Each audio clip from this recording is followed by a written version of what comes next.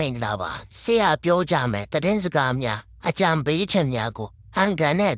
နားဆင်ကြရမှာပါဦးကောင်းဆန်လင်းတို့ဆရာစံစာလီဘို့တို့ဘို့တို့နော်ဒီကျန်တဲ့ခါတာယာပြောင်းလဲတွေကံကြမ္မာပြောင်းလဲတွေဘယ်လိုရှိလဲဆိုတာပြောတာတွေကျွန်တော်နားထောင်ကြည့်တာတော့ဟာဒီ2026ခုနှစ်ကကျွန်တော်တိုင်းပြည်တော်တော်တင်ကြီးအေးချမ်းသွားမယ်နေသားဖြစ်တယ်လို့ဘာလို့ပြောနေတာပေါ့ဗျာနော်အဲ့တော့ကျွန်တော်ဟုတ်လို့မလားလို့အောက်မိတာတကယ်အခုကျွန်တော်တို့ကြုံတွေ့နေရတာတော့နော်ဟိုကျွန်တော်တို့ဒေါ်လာရေးကြီးကစိတ်ပြည့်စရာဒေါ်လာရေးကြီးဖြစ်နေပြီးတော့အဲ့ဒီကနေပြီးတော့စိတ်ပြည့်လို့ထွက်သွားတဲ့လူတွေနှုတ်ထွက်သွားတဲ့လူတွေလည်းမနှဲဘူးပေါ့ဗျာစိတ်ရှုပ်စရာစိတ်ပြည့်စရာတွေအများကြီးပဲဗျာ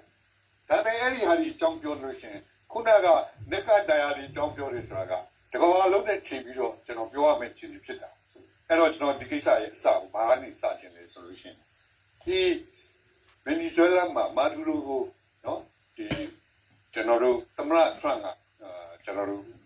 ဟန်စီတော်တဲ့ကိစ္စပေါ့ဗျာအဲ့တော့သူကချုပ်ချာအာဏာပိုင်မှုနော်တိုင်းပြည်တပြည်ရဲ့ချုပ်ချာအာဏာပိုင်မှုကလည်းဘာမှအရေးမကြီးဘူးသမရဆိုတာလည်းဘာမှအရေးမကြီးဘူးနော်ချက်ကလေးနဲ့ကလေးဖမ်းတယ်လို့ဝေဖမ်းသွားတာပေါ့ဗျာနော်အဲ့လိုဝေဖမ်းသွားတာတွေ့ရတဲ့ခါကျတော့အဲ့ဒါနဲ့ပတ်သက်လို့စီဝေးလုပ်ကြတယ်လုံခြုံရေးကောင်စီမှာစီဝေးလုပ်တယ်စီဝေးလုပ်တော့လုံခြုံရေးကောင်စီကလည်းပညာရှင်တယောက်ကိုခေါ်ပြီးတော့ကျွန်တော်တို့ဆွေးနွေးတယ်အဲ့ဒီပညာရှင်ကဘယ်သူလဲဆိုတော့ကျွန်တော်တို့ Mr. Stiglitz ဆိုရယ်ကျွန်တော်တို့ပထဝီနိုင်ငံရေးနဲ့နော်နိုင်ငံရေးဘောဂဗေဒမှာကျွမ်းကျင်တဲ့ပုဂ္ဂိုလ်ပေါ့စောင်းတွေလည်းအများကြီးရေးပါတယ်အဲ့တော့သူ့ကိုဒီကိစ္စနဲ့ပတ်သက်ပြီးတော့သူကမေးတာနော်အဲ့ဒီကျွန်တော်တို့လူညွှန်ကောင်စီထဲမှာမေးမြန်းတယ်ဆရာဒီကိစ္စကိုဘယ်လိုမြင်လဲလို့ဆိုတော့ဒီကိစ္စကကျွန်တော်တို့ကုလသမဂ္ဂပြည်ညင်နဲ့သက်ဆိုင်တယ်ကုလသမဂ္ဂပြည်ညင်အမှတ်နဲ့မှာဘာပေါ်ပြထားလဲဆိုတော့အင်အားကြီးတဲ့နိုင်ငံကအင်အားသုံးဆွဲပြီးတော့အင်အားနည်းတဲ့နိုင်ငံတော်ကိုနိုင်ငံလေးကိုနော်ဖိနှိပ်တာကျွန်တော်တို့ဟိုကြတာနောက်ပြီးတော့ကျွန်တော်တို့အဲ့ဒါနဲ့ပတ်သက်လို့နော်ဒို့တမဲဝါဒကျင့်သုံးတာစတာတွေကာကွယ်ပေးဖို့အတွက်ကုလသမဂ္ဂမှာတောင်းဝန်ရှိတယ်ဆိုတာကိုကျွန်တော်အားလုံးလက်မှတ်ထိုးထားကြအဲ့တော့အဲ့ဒီကိစ္စကိုအခုကကျွန်တော်တို့ထွန်းကချိုးပြလိုက်တာပေါ့ဗျာချိုးပြပြီးတော့သူကအင်အားကြီးတဲ့နိုင်ငံဖြစ်တယ်အဲအကြောင်းကိုဗီနီဇွဲလားကိုလည်းအဲ့လိုလုပ်နောက်ပြီးတော့ထရန့်ရဲ့ချားသောစီတီလေးလည်းရှိတာပေါ့ဗျာနော်လက်တင်အမေရိကလို့နောက်ပြီးတော့ကျွန်တော်တို့ဒိန်းမတ်ကကျွန်တော်တို့ဟိုအကြောင်းကိုသူသိမ့်မယ်လို့ဘာလို့ချက်ပြီးပြောအဲ့တော့ဒီနေ့ကတော့နိုင်ငံတကာနှုတ်ဆန်တန်ဖိုးတွေလူခွေရေးတွေနော်တိုင်းပြည်ရဲ့အချုပ်ချာအာဏာတွေဘာမှတောက်ပြမဆိုင်တော့ဘူးဗျာနော်ငါကအင်အားရှိတယ်ငါလုပ်ရင်ရတယ်ဆိုပြီးတော့ရနေတာပေါ့ဗျာအဲ့တော့အဲ့လိုခြေနေတွေဟာတဲ့ဘာဖြစ်နိုင်မလဲလို့ဆိုလို့ရှိရင်ကျွန်တော်တို့ကဘာကြီးဟာတော်ရိုင်းဥပဒေဂျန်ဂယ်လောကိုပြန်ပြီးတော့ဖြစ်သွားတော့အဲ့တော့အင်အားရှိတဲ့နိုင်ငံတိုင်းကအင်အားနည်းတဲ့နိုင်ငံတွေကိုသင်သလိုချင်းလဲမယ်ဟိုကြမယ်အနိုင်ကျင့်မယ်ဆိုရင်တော့ကျွန်တော်ပတ်တော့ရတော့မှာအဲ့တော့အဲ့ဒါဟာဆုံးစုံဒီဆိုလို့ရှိရင်ဒါတွေကိုပုံမှန်မခံရင်လို့ပြန်ပြီးတော့ပြန်ရကနေပြီးတတိယကဘာစစ်တီဖြစ်သွားနိုင်တဲ့အနေအထားဖြစ်တယ်ဆိုတာကိုသူကသုံးသပ်သွားပါတယ်အဲ့တော့အဲ့ဒါတကယ်ရောဖြစ်နေပြီလားဖြစ်တော့ဖြစ်သေးဘူးအဲ့လမ်းကြောင်းပေါ်တော့ရောက်အဲ့တော့ကျွန်တော်တို့အမေရိကန်ကအဲ့လိုလုပ်နေသလိုဒုတိယအင်အားကြီးနိုင်ငံဖြစ်တဲ့တရုတ်ကလည်းဘာလုပ်တရုတ်ကလည်းဘင်္ဂလားပင်လယ်အော်တွေကိုရှင်းဖို့အတွက်ဗမာပြည်ကိုသူ့ရဲ့ကျွန်တော်တို့ဝေစာသားလက်နက်ကင်ကွက်စီးတွေနဲ့ဗမာပြည်တချမ်းကိုသိမ်းထားချမ်းမြောက်ကိုသိမ်းထားကျွန်တော်တို့အဲ့ဒီမှာနော်ကျွန်တော်တော်လိုင်းအင်အားစုတွေကသိမ်းပိုက်ထားတဲ့လာရှုပ်ကိုနော်စစ်တပ်ကိုပြန်ပြီးခွင့်တောင်းထားတယ်နော်နောက်တစ်ခုကကျွန်တော်တို့အဲ့ဒီမိုးမိတ်ကိုကျွန်တော် TNL တက်ချက်ကနေသိပြီးတော့စစ်ကောင်စီကိုပြန်ပြီးတော့ပေးတယ်ဒိဗေကဘာလဲဆိုတော့မင်းအွန်လိုင်းရဲ့စစ်တပ်ပြုတ်သွားလို့မဖြစ်ဘူးတဲ့နော်မင်းအွန်လိုင်းရဲ့စစ်တပ်ပြုတ်သွားလို့ရှိရင်ဗမာပြည်ဟာစိတ်ပေါ်မှာဖြစ်မယ်နောက်အဲ့ဒီကလိုချင်နေဆိုရင်နောက်ဥရောပကနော်နေတိုးတို့ ကျွန်တော်တို့အမေရိကန်တို့ဝင်ရောက်ဆွတ်ဖက်လာနိုင်တဲ့အခြေအနေရှိတယ်ဒါကြောင့်မင်းအောင်လှိုင်ပြုံးသွားအောင်ကယ်တင်ရမယ်ဆိုပြီးတော့ကျွန်တော်တို့ဗမာပြည်ကိုချုပ်ချာအာဏာအားတို့ပိုင်ဆိုင်မှုတို့ဘာမှကိုဂရုမစိုက်တော့ကျင်းတော်ဝင်လို့သူ့ကိုယ်စားလှယ်တွေကိုလည်းလာချုံမှာရုံထိုင်ပြီးတော့လို့ကျွန်တော်တို့တိုင်းပြည်ကိုအကြီးကျယ်နိုင်ကျင့်တဲ့အခြေအနေပေါ့ဗျာအဲ့လိုအခြေအနေရောက်လာတော့အဲ့တော့အခြေအနေကကျွန်တော်တို့အင်အားကြီးတဲ့လူကအင်အားငယ်တဲ့လူကိုကျွန်တော်တို့အနိုင်ကျင့်ဟိုကြသွားမိုးတဲ့ကျွန်တော်တို့ခေတ်တစ်ခေတ်ကိုရောက်တော့မယ်အနေအထားဖြစ်အဲ့ဒီအချိန်မှာကျွန်တော်တို့ဗမာပြည်ရဲ့ကျွန်တော်တို့လက်နက်ကိုင်တော်လှန်ရေးလှုပ်ရှားမှုကိုအတွင်းကိုပြန်ကြည့်လိုက်တဲ့အခါကျတော့လေအဲ့ဒီမှာလေကျွန်တော်တို့တွေ့နေရတာဘာတွေ့နေရလဲဆိုတော့အခုကဗမာပြည်မှာရှိနေတဲ့လက်နက်ကိုင်အဖွဲ့အစည်းအသီးသီးကိုကျွန်တော်တို့ဒီအစိုးရတရားအနေနဲ့ဥဆောင်ပါတယ်ဆိုရဲNUG အဖွဲ့အစည်းက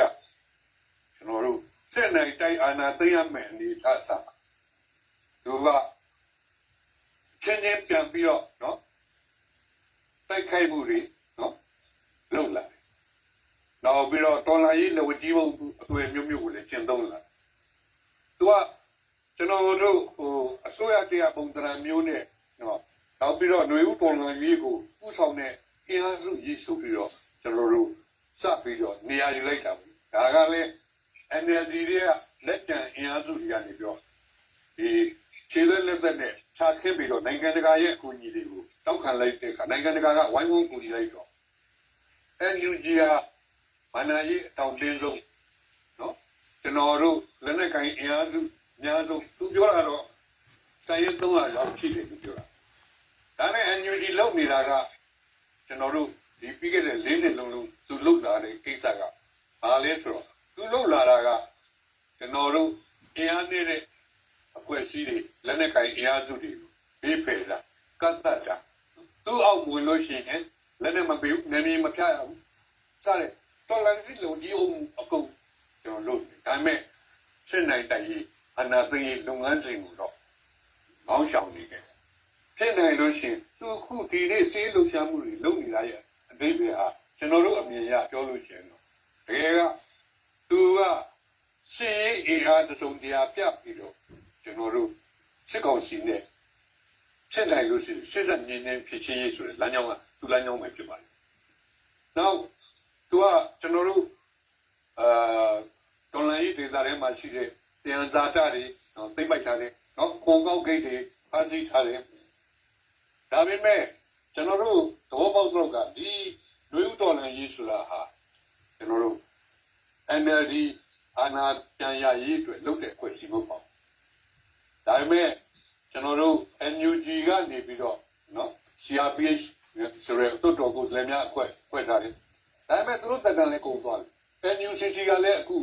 အားနဲ့ပြုံညံ့သွားတယ်။အဲ့ဒီမှာပါဝင်ခဲ့တဲ့မဟာမိတ်တွေထွက်သွားတယ်။အဲ့တော့ဆိုလိုတာကဒီ NUG ရဲ့ဥဆောင်မှုတွေကတော့ကျွန်တော်တို့လူဦးတော်လိုင်းရေးကိုကျွန်တော်အောင်မြင်ပွဲရအောင်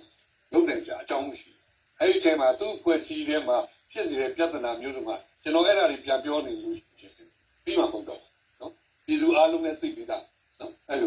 တော့ဒါပေမဲ့အခုနောက်ဆုံးချိန်ကတော့ဘာဖြစ်လဲဆိုတခြားသောကျွန်တော်တို့ကမ္ဘာအင်အားကြီးနိုင်ငံအမေရိကန်တို့တရုတ်တို့လုပ်နေတဲ့လုပ်နည်းမျိုးပေါ့ဗျာအင်အားနဲ့တဲ့အဖွဲ့အစည်းတွေကိုနော်ကျွန်တော်တို့ဒေါ်လာရေးတွေကမောင်းထုတ်တာနောက်ပြီးတော့အဲ့ဒီအင်အားစုတွေကိုထင်ပုံးဖြစ်စီဖို့အတွက်အနေပြုတွေဆိုတဲ့အနေအထားတွေဒီနေ့ထိကျူးလွန်လာတာတွေ့ရတယ်အဲ့တော့အဲ့ဒါရဲ့ဥပမာကတော့ကျွန်တော်တို့ဘိုးနဂါတို့ရဲ့ဗီယက်နမ်ပြည်တပ်ဖွဲ့ရဲ့ကိစ္စခန်းတွေသူကဒါကတရားဝင်တဲ့ကိစ္စခန်းတွေအဲ့ဒါကြောင့်အဲ့ဒါကြီးဖြတ်သိမ်းရမယ်ဆိုပြီးတော့လက်နက်ကိုင်လက်နက်နဲ့ကျွန်တော်တို့ဝင်ရောက်စီးနင်းတိုက်ခိုက်တဲ့အတွက်ဗီယက်နမ်တွေကကျွန်တော်တို့ရဲဘော်2ယောက်ကြာဆုံးတယ်4ယောက်တန်ရအဲ့တော့ဒေါ်လာရေးမှာမိတ်ချင်းချင်းမှာပထမအဆုံးတနက်ဖောက်တဲ့ကောင်ကသစ္စာပေါ့နော်အဲ့တော့ဒီအင်အားစုကိုကျွန်တော်တို့ကဒေါ်လာရေးကောင်းဆောင်ပြီးအားစုဖြစ်ပြမှပြဖို့အတွက်ဒေါ်လာရေးအင်အားစုအားလုံးကဒီနေ့ပြန်ပြီးစဉ်းစားနေရတယ်ကြည့်အဲ့တော့ဒီစိတ်ကြီးကဒ ဒီသူ့ရဲ့ခုံကုန်းဂိတ်တွေကတရားမဝင်ဘူးဆိုရင်တရားဝင်တာပဲဂိတ်တွေ NUG ထူထောင်ထားတဲ့ဂိတ်တွေအမှန်ကဘယ်သူမှတရားမဝင်ဘူး။ဘာကြောင့်လဲဆိုတော့ဗမာပြည်မှာဒီနေ့ဒီတိုင်းသားဒေသတွေကလွဲလို့ရှိရင်လွတ်မြောက်တဲ့ဒေသတနေရာမှမရှိသေးပါဘူး။တကယ်လို့သာဒီဒေသကိုကျွန်တော်တို့ရန်သူကျွန်တော်တို့စစ်ကောင်စီကထိုးစစ်ပြီးအပြင်းထန်လုပ်လာပြီဆိုလို့ရှိရင်အဲဒီကျွန်တော်တို့ NUG ဒီတိုင်းရင်းတွေအစိုးရအဖွဲ့တွေပြည်ကြချောင်းများရှားကြတယ်နော်အချိန်ကြီးအဲ့လိုအချိန်ကြီးမှာကျွန်တော်တို့က NUG ရဲ့ဒီလိုမတရားတဲ့နော်အင်အားကြီးတဲ့ကိုရှိဆိုပြီးတော့ကျန်တဲ့အင်အားစုတွေပြည့်နေမှုတော်လှန်ရေးကိုလုံကြီးအုပ်မှုတွေတော့ကျွန်တော်တို့ဆန့်ကျင်ရမယ်လို့ကျွန်တော်တို့ကတော့သဘောပေါက်ပါတယ်သို့တော့အဲ့ဒါတွေဟာကျွန်တော်တို့လူတော်လှန်ရေးလှုပ်ရှားမှုကိုကျွန်တော်တို့ထိခိုက်သွားတဲ့တိုင်းတာမဖြစ်စေဘူးပေါ့အဲ့ဒါကြောင့်ဒီပြဿနာကိုဘယ်လိုကျွန်တော်တို့ဖြေရှင်းကြမလဲအဲ့တော့အင်အားရှိလို့နော်အင်အားကြီးလို့အင်အားငယ်တရားစုတွေဖြတ်သိမ်းတာနော်တိုက်ဖြတ်တာအားဒီဆက်လုပ်လာမယ်ဆိုရင်တော့ကျွန်တော်တို့လူတော်လှန်ရေးအင်အားစုကြီးကပြိုကွဲတော့နော်ကျွန်တော်တို့ရန်သူတိုက်ရမယ်ကိုချင်းချင်းပတ်ဖြတ်ပြီးတော့ကျွန်တော်တို့ဒီတာရှောရမယ်နေထားကိုရောက်သွားမယ်နေထားရှိတယ်ကျွန်တော်တို့ဒီကိစ္စကိုအရေးကြီးဒီနေ့ဆွေးနွေးဖို့ကျွန်တော်တက်ရောက်လာကြတာဖြစ်ပါတယ်အဲ့ဒါတော့ကျွန်တော်ပြောချင်တဲ့ကိစ္စအဲ့ဒါပါ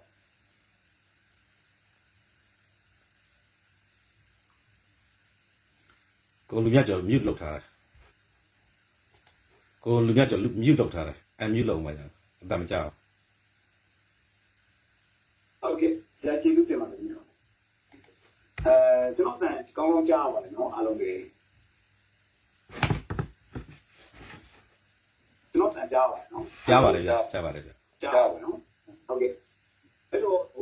ဒုတိယအနေနဲ့တော့ကွန်ပျူတာထိုက်တဲ့အသင်းကမနေ့ကလည်း live တွေမှာပြောသွားတဲ့အကြောင်းအရာတွေအများကြီးပဲနော်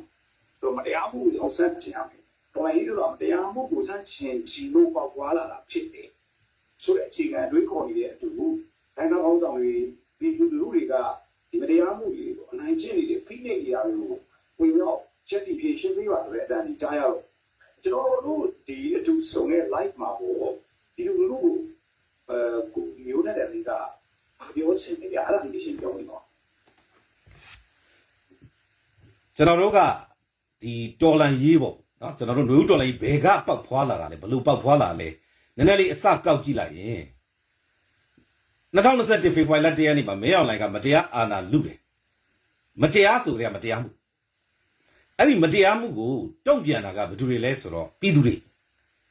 အဲ့တော့ဒီမှာကျွန်တော်ပြည်သူတွေဆိုပြီးတော့နှစ်ချိန်ထပ်ပြောတာကအဲ့ပြည်သူဆိုတာကပါတီတစ်ခုတည်းကမဟုတ်ဘူးအဖွဲ့အစည်းတစ်ခုတည်းကမဟုတ်ဘူးနော်တပ်ဖွဲ့တစ်ခုတည်းကမဟုတ်ဘူးအလွှာပေါင်းစုံလူမျိုးပေါင်းစုံဘာသာပေါင်းစုံအရွယ်ပေါင်းစုံပြည်သူတွေဖြစ်တယ်အဲ့ပြည်သူတွေကအဲ့မတရားမှုကိုမကျေနပ်လို့တရားမှုအတွက်တရားမျှတမှုအတွက်စန့်ကျင်ပြီးတော့ကျွန်တော်တို့တောင်းဆိုတာဖြစ်တယ်အဲ့တော့အရေးစလိုက်တော့မတရားမှုကိုမကြိုက်လို့တရားမှုအတွက်အဲ့ကတည်းကကျွန်တော်တို့ရဲ့ကြောင်းဒီတော့ကျွန်တော်တို့ရဲ့ပြည်သူတွေရဲ့ဆန္ဒကဘာလဲဆိုတော့အရေးစလိုက်တော့တရားမျှတမှုကိုလိုချင်တာတရားမျှတမှုကိုချစ်မြတ်လိုတာအဲ့ဒါအဓိကပဲဆိုတော့အဲ့ဒီကနေပြီးတော့ကျွန်တော်တို့တရားမျှတမှုအတွက်ကိုတောင်းဆိုတယ်အဲ့တော့ຫນွေဦးတော်လှန်ရေးဆိုတာကပြည်သူကမွေးဖွားပေးလိုက်တာပြည်သူကမွေးဖွားပေးလိုက်တာအဲ့ပြည်သူကမွေးဖွားပေးလိုက်ပြီးတော့မှနောက်ပိုင်းကျတော့မှအဖွဲ့အစည်းအသီးသီးတွေပေါ်လာကြတယ်ပေါ့ဒီနှစ်ချက်ကအရေးကြီးပါတယ်အဲ့တော့ဟုတ်ပြီကျွန်တော်တို့ကစကတည်းကကျွန်တော်တို့အားလုံးဒီတရားမျှတမှုကိုလိုချင်တာဖြစ်တယ်ຫນွေဦးတော်လှန်ရေးဆိုတာပြည်သူကမွေးဖွားပေးလိုက်တာဖြစ်တယ်ဒါပြင်ကျွန်တော်ပြန်လေ့လာကြည့်ရင်တိုင်းသားတော်လှန်ရေးကြီးကြည့်ပါဓာတ်လူညီများခွင့်ကိုပိုင်ပြဋ္ဌာန်းခွင့်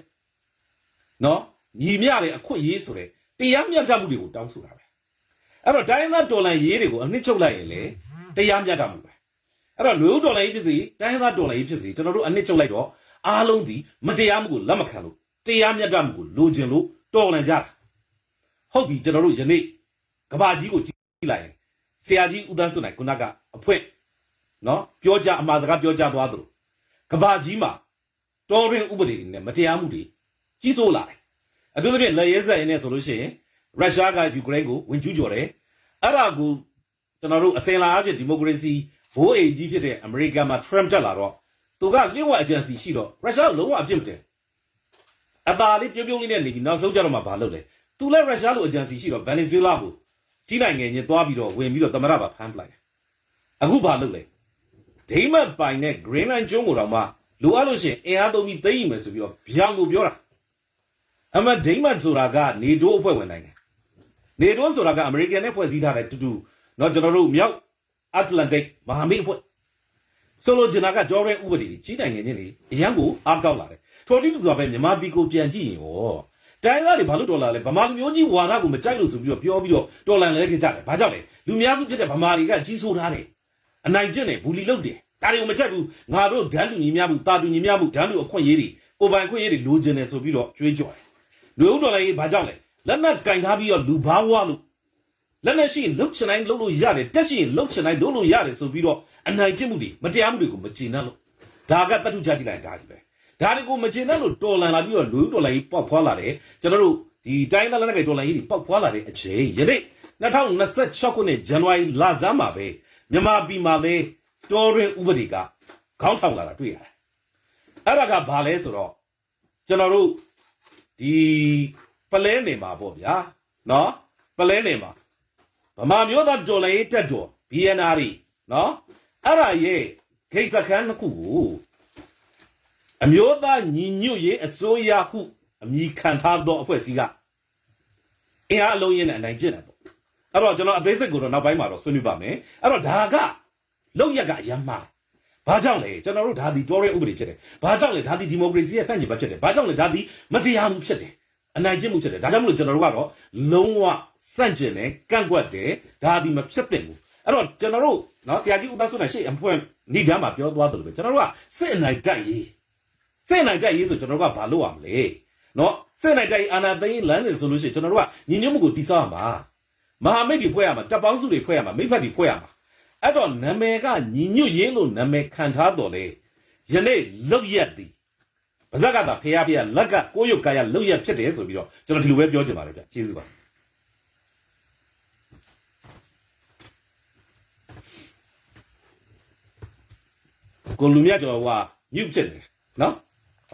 ဟုတ်ကဲ့ပါကျွန်တော်လည်းဒီမှာစက်ပြီးစီပေါင်းတပိန်းအောင်နဲ့ရှုပ်ရခဲ့ဆိုတော့အရှိအဆရာကြီးညောင်အားရပါရပြောတော့ခံကြတော့ကျွန်တော်တို့ဝါစင်ငယ်တဲ့လူတွေကမြင်လာပြီးတော့နည်းနည်းပြောပါအောင်ပေါ့နော်ဆိုတော့တရားဝင်ဆိုတဲ့ကိစ္စကိုကျွန်တော်တို့စိတ်ဝင်စားတာဒီနောက်ပိုင်းမှာပေါ့ဗျာတရားဝင်ဆိုတော့ဘယ်လိုဝင်လာလဲပေါ့တရားဝင်ဆိုတော့ကျွန်တော်လိုက်လေ့လာကြည့်တဲ့အခါကျတော့အန်ယူဂျီကတရားဝင်နေဆိုတော့အန်ယူဂျီရဲ့တရားဝင်ကိုကျွန်တော်ကောက်ကြောင်းပြန်ကြည့်တော့2008ဖွဲ့ဒီပုံအခြေခံဥပဒေအောက်ကရွေးကောက်ပွဲတရားဝင်နေတယ်အဲဆိုတော့ဒါဆိုရင်တော့2008ဖွဲ့ဒီပုံအခြေခံဥပဒေကိုလက်ခံပြီးတော့တရားဝင်ဆက်ယူနေတာဆိုတဲ့ကိစ္စကိုတော့တွေ့ရတယ်အဲ့လိုပြောတော့သူကဖောင်းသူတွေပြောရတယ်မဟုတ်သေးဘူးအဲ့ဒါပြန်စဉ်းစားအောင်မယ်အဲ့တော့ဝင်တော့ဝင်ဖို့ဒီလိုဝင်တော့ဝင်ပြီးမဖြစ်အောင်ဒီကတော့စကိုင်းမှာတရားဥပဒေစိုးမိုးအောင်အစိုးရတရက်အနေနဲ့ဆိုတော့ကျွန်တော်ကခုနပြောလို့ဆယ်ယူတန်းသူနိုင်အခြေရပြောတော့ပြန်စဉ်းစားတယ်သူကအစိုးရတာအစိုးရတာတကယ်အစိုးရတာလားအဲ့တော့ပြီးတော့ခုနတရားဥပဒေစိုးမိုးအောင်ပေါ့နော်အဲ့လိုမျိုးပြောတယ်တော့လေ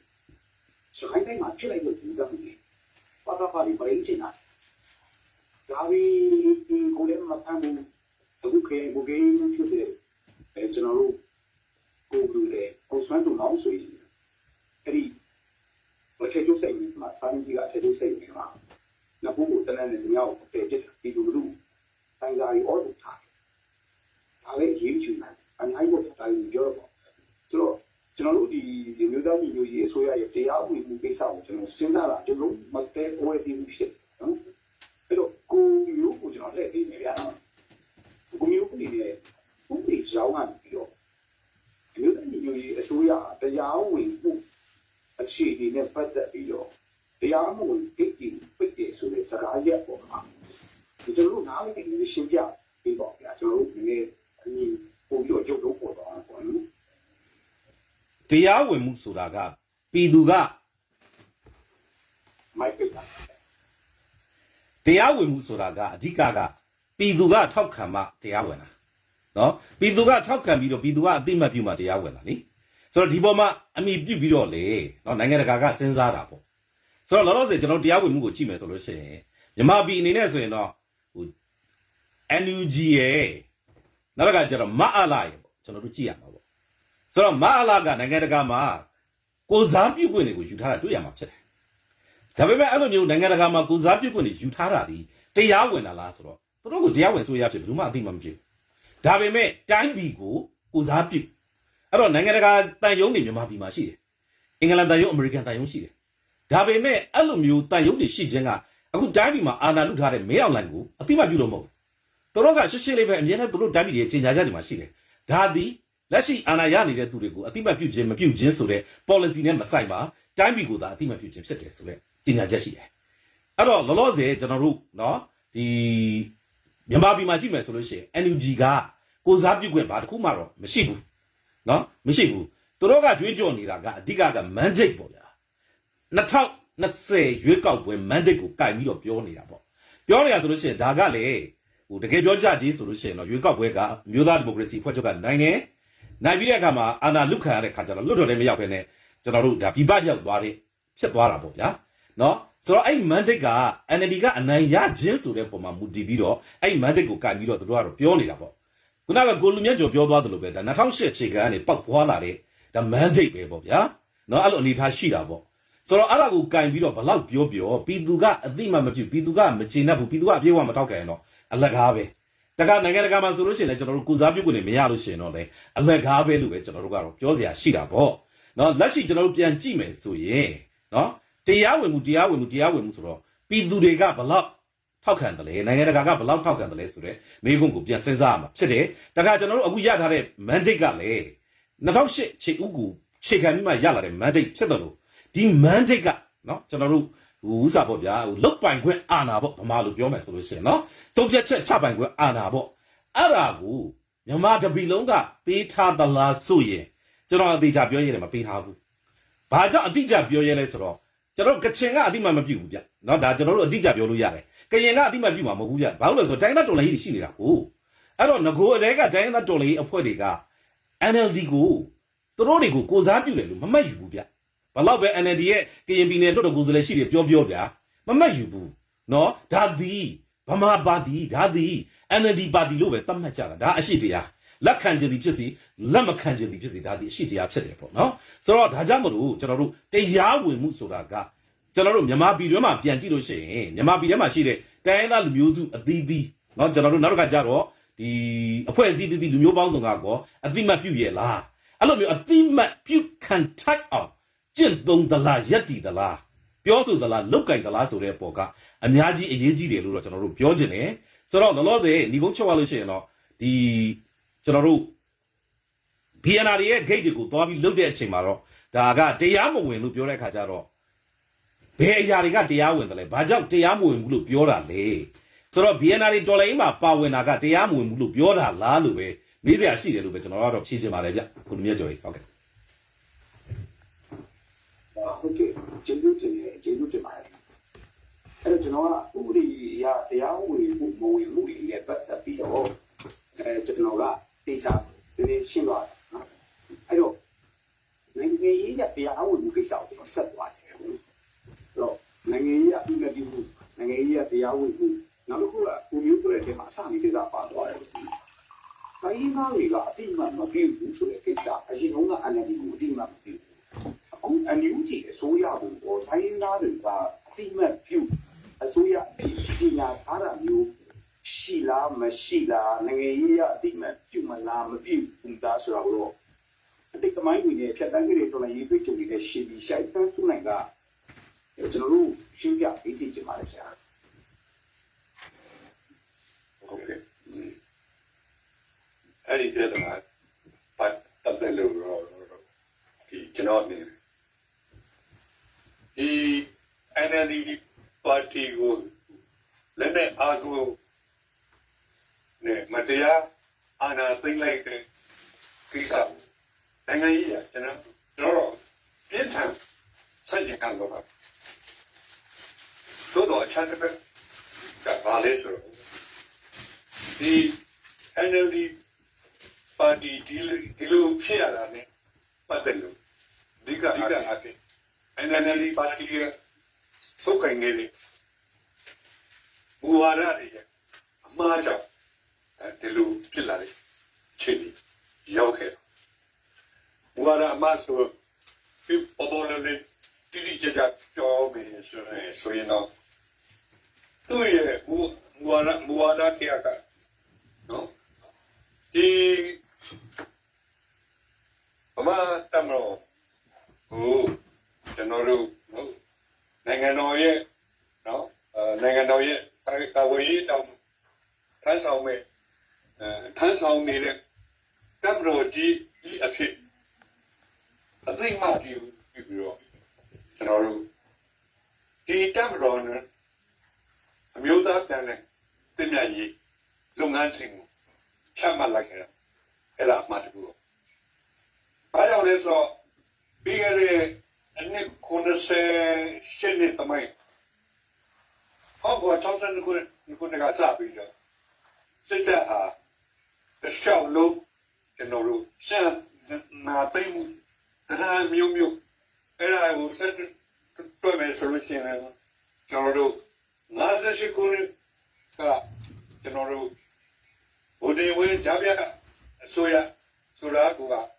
အနာသိမှုရန်တို့အဲ့တော့အနာသိမှုကဆို9ချိန်လောက်ဖြစ်တာဟောအဲ့တော့အမှားပြီးကျွန်တော်တို့ပြီးခဲ့တဲ့ကျွန်တော်တို့လွတ်လပ်ရေးရကာလကျွန်တော်တို့နားလေသဘောပေါက်မှုရဆိုအဲ့ဒီကာလကခိုင်းတဲ့ဗမာငွေအပြန်အလှန်လဲလေဟုံးကနော်ဗမာငွေတကြကိုအိုင်ပတ်လေးကြအခုအနှစ်60ကျော်စစ်အာဏာရှင်စိုးမိုးမှုကိုခတ်သားပြီးတဲ့ကံမှာကျွန်တော်တို့ခိုင်းတဲ့ကြကိုခိုင်းတဲ့ဘက်ကိုဗမာငွေ130စာကုန်130ဒါကစီဝါရေးနဲ့ကျွန်တော်တို့တိုက်ပြီးနေကြတာလေအခြေအနေတွေကိုအချုပ်အနေနဲ့ပေါ်ပြတာအဲ့ဒီအကြောင်းနော်ကျွန်တော်တို့အသေးစိတ်ရှင်းပြလို့ရှိရင်ကျွန်တော်တို့ပြောမဆုံးတော့တော့ဖြစ်ပါလိမ့်မယ်အခုကတော့ကျွန်တော်တို့ဒီဒေါ်လာရေးအင်အားစုနဲ့ပြည်သူချိုးလဲဗမာပြည်ထဲမှာနေထိုင်ရတာစင်ရကြတဲ့တဲ့အတွက်ထိုင်းနိုင်ငံဘက်ကိုကိုပြောင်းရောက်ရှိနေ9တန်းကနေ9တန်းရှိတယ်ခုပြောဆိုနေကြတဲ့အခြေအနေဖြစ်ပါတယ်အဲ့တော့ကျွန်တော်တို့တိုင်းပြည်မှာဒီမိုကရေစီကိုကျွန်တော်တို့ဒီစံဝင်ရတဲ့ချိန်ပဲရှိပါဒီချိန်ကတော့ကုနုလက်ထက်1948ခုနှစ်ကျွန်တော်တို့58ခုနှစ်ဆယ်နှစ်တော့ဒီချိန်ကတော့ဒေါ်ဆန်းစုကြည်အစိုးရ NLD အနာရငါးနှစ်ကဒီငါးဒီကနေ့ကာလနှစ်ခုအတွင်းမှာဒီမိုကရေစီရဲ့အရသာနဲ့အနတ်ကိုကျွန်တော်တို့ပြည်သူတို့ရှုရှာခဲ့အဲ့တော့လူတို့တော်လိုင်းရဲ့ကျွန်တော်တို့ကြီးကျယ်မှုနဲ့လူထောက်ခံမှုဆိုတာအဲ့ဒီခြေကမှာပြည်သူတရားလုံးကရှေ့အနာသိမှုဆိုင်ဆန်းတဲ့ကျေအဲ့တော့ရန်ကုန်မြို့လေလွတ်တဲ့ကျွန်တော်တို့ဆန္ဒပြပွဲတန်းချီပါတယ်အလားတူဘာဖြစ်မျိုးကြီးတဲ့အခါလုပ်တာဒါကိုလက်နဲ့အာကုန်းနဲ့မင်းအောင်လိုင်းစစ်တပ်ကပြည်သူတွေကိုတတ်ဖြတ်အဲ့ဒါကြောင့်ပြည်သူကရလက်နဲ့ကျွန်တော်တို့တိုက်ပွဲဝင်အဲ့တော့ဒါချုပ်ပြောရဒီ NLD ပါတီရဲ့စစ်တပ်နဲ့အမျိုးသားပြန်တဲ့တင်မြကြီးစိတ်ကူးရင်မှုဟာအမားတရားဖြစ်တယ်အဲ့ဒါကိုကျွန်တော်တို့ကောက်ချက်ချအဲ့တော့ဒီမျိုးတော်လာကြီးကကျွန်တော်တို့ NLD ပါတီကိုကျွန်တော်တို့ပြန်ဖော်ထုတ်ဖို့ NLD ပါတီပြန်ပြီးအာဏာရဖို့ကျွန်တော်ကြိုးပမ်းတဲ့အလှုပ်ရှားမှာဘောပါကျွန်တော်တို့ပြည်သူတွေက Federal Democracy စနစ်နဲ့နော်မြို့သားတန်းတူရေးအတွက်နော်တိုက်ပွဲဝင်သွားကြဖြစ်ပါတယ်အဲ့တော့ဒီနေရာမှာဒီနေ့ ကျွန်တော်တို့ NUG ကလုပ်နေတဲ့ကိစ္စတွေအားလုံးကလည်းကျွန်တော်တို့ NLD ပြန်ပြီးအနိုင်အဲ့ဒါအတွက်လုပ်တယ်အဲ့ဒါအစဆုံးအဲ့တော့ NLD ကလက်တံပုဂ္ဂိုလ်တွေကတော်တာရှိပါဘာတော်လဲဆိုထားခဲ့တယ်နော်ကျွန်တော်တို့ရိုးဖြစ်နေတဲ့ချိန်မှာကျွန်တော်တို့ CRP တို့တော့ကိုစားပြုကိုယ်တိုင် NUCC ဖွဲ့စည်းတယ်နောက်ပြီးတော့ NUG ဖွဲ့လိုက်အဲ့တော့တို့ကြီးရဲ့က Federal Democracy နိုင်ငံကြီးတော်ရေးမပေါ့ NLD ပြန်အနာရရေးပါအဲ့ဒါကိုထင်ရှားတဲ့ချက်လက်ကတော့ဒီနေ့ကျွန်တော်တို့အညာဒေသမှာတိုက်ပွဲချင်းပြင်းထန်ဖြစ်နေတဲ့ချိန်တွင်းမှာတိုက်ပွဲကိုကျွန်တော်တို့စစ်နိုင်တိုင်းရဲ့ရွေးချင်းတုံ့ပြန်တိုက်ခိုက်မလုပ်ဖိနေ Federal Unity ပြေပါဆိုတော့ NLD ပုဂ္ဂိုလ်ဟောင်းနေဝင်ကြီးချုပ်တွေဝင်ကြီးတွေနော်အတွဲဝင်နေဒါစကိုင်းမှာပွဲတယ်မကွေးပါလေပွဲတယ်အဲ့တော့သူတို့ကဘာလဲဆိုတော့ဒီကျွန်တော်တို့အညာဒေသမှာရှိတရားစုတွေကိုကျွန်တော်တို့အသုံးချပြီးတော့ NLD အတန်းတန်းထူဖို့ NLD အစိုးရတန်းတိဆောက်ဖို့အဲ့ဒီသဘောထားဒီနေ့လူဦးတော်လှန်ရေးရဲ့ဥတီခြင်းနဲ့လုံးဝကွဲလွဲနေပါအဲ့တော့ဒါကပထမတစ်ချက်ပေါ့ဒုတိယတစ်ချက်က NLD ပါတီကကျွန်တော်တို့တိုင်းသားပေါင်းစုံပါဝင်တဲ့ပါတီဖြစ်တယ်ဆိုတော့အမြင်ဟာတိုင်းသားတွေရဲ့အမြင်နဲ့ဆန့်ကျင်နေပါ NLD ပါတီကတော့စံတယောက်ကချင်တယောက်နော်ကျွန်တော်တို့ကြားတယောက်ပါပါလိမ့်ဒါပေမဲ့တိုင်းသားအင်အားစုကကျွန်တော်တို့ NLD ပါတီရဲ့ကျွန်တော်တို့ဇာညုံမှုတွေ NLD ပါတီကိုကျွန်တော်တို့တိုင်းသားပါတီဖြစ်လက်ခံစတာသူပြအဲ့ဒါရခိုင်မှာကျွန်တော်တို့ကျင်းပခဲ့တဲ့ကိစ္စတွေမှာတော့ပေါ်တယ်ပါရခိုင်မှာဒီကရခိုင်မှာတရားဒါဆိုအနာဒါပေမဲ့ NLD ပါတီက NLD ပါတီကပုဂ္ဂိုလ်ကိုပဲဝင်ကြီးချုပ်ခိုင်းဆိုအကွက်ကအလားတူနော်ကျွန်တော်တို့မျိုးသားကောင်းဆောင်ဘုရားအောင်ဆန်းဟာနော်ကျွန်တော်တို့အမျိုးသားကောင်းဆောင်ဖြစ်တယ်ဒါကြောင့်မို့ဒီအမျိုးသားကောင်းဆောင်ကြီးရဲ့အမိနာမနဲ့ရုပ်ထုတွေကိုနေရာစကားလောမယ်ဆိုရက် NLD ရဲ့သဘောထားဘယ်တန်းသာအင်အားစုတဲ့ဒီကောင်လက်မခံဘော်မန်တရားကြီးကကျွန်တော်တို့ green ဒေသမှာကျွန်တော်တို့ရုပ်ထုဒီဆောင်ကြီးကြည့်ပါအဲ့တော့ဒါရီကဒီ NLD ပါတီဟာအမျိုးသားရဲ့ပတ်တဲ့တိုင်းသားတွေနဲ့အခွင့်အရေးကိုကျွန်တော်တို့လေ့လာရှုခဲ့တယ်အဲ့ဒီတဲ့ပို့ပြီးတော့ပြောလို့ရှိရင်တိုင်းသားတွေစာလို့တို့ရှိရင်စစ်တပ်ကိုညနေလာပေးခဲ့တဲ့အတွက်ဒီလိုလိုအာဏာသိမ်းစက်ကြတဲ့အချိန်ရောက်ခဲ့တယ်ပြောအဲ့ဒီကိစ္စတွေပြောကျွန်တော်တို့အဲ့နဲ့ဒီပေါင်းတဲ့နဲ့ဘောကတားရပါဖြစ်တကူကတော့ကျွန်တော်တို့2019ခုနှစ်ကကျွန်တော်တို့ဒီနဲ့စစ်ကော်မရှင်နဲ့တိုက်ပွဲမှာဒေါ်ဆန်းစုကြည်ကိုယ်တိုင်ကအကြမ်းဖက်တဲ့သမားတွေကိုအနိုင်တိုက်ဖို့သူကခွင့်ပြုပေးတယ်နောက်ပြီးတော့ရိုဟင်ဂျာရေးခင်းတဲ့ပတ်သက်လို့ဆိုရင်ဒီကိက ICG ကျွန်တော်တို့ကျွေးဝဲမှာတော့ကျွန်တော်တို့ဒေါ်ဆန်းစုကြည်ကဒီကျွန်တော်တို့နိုင်ငံကိုကာကွယ်ရေးဆိုဒီစိတ်အောင်မှာလက်တွေ့ကျုပ်တို့အောင်မှာစစ်တပ်ကိုကာကွယ်ဖို့ဒါကိုရခိုင်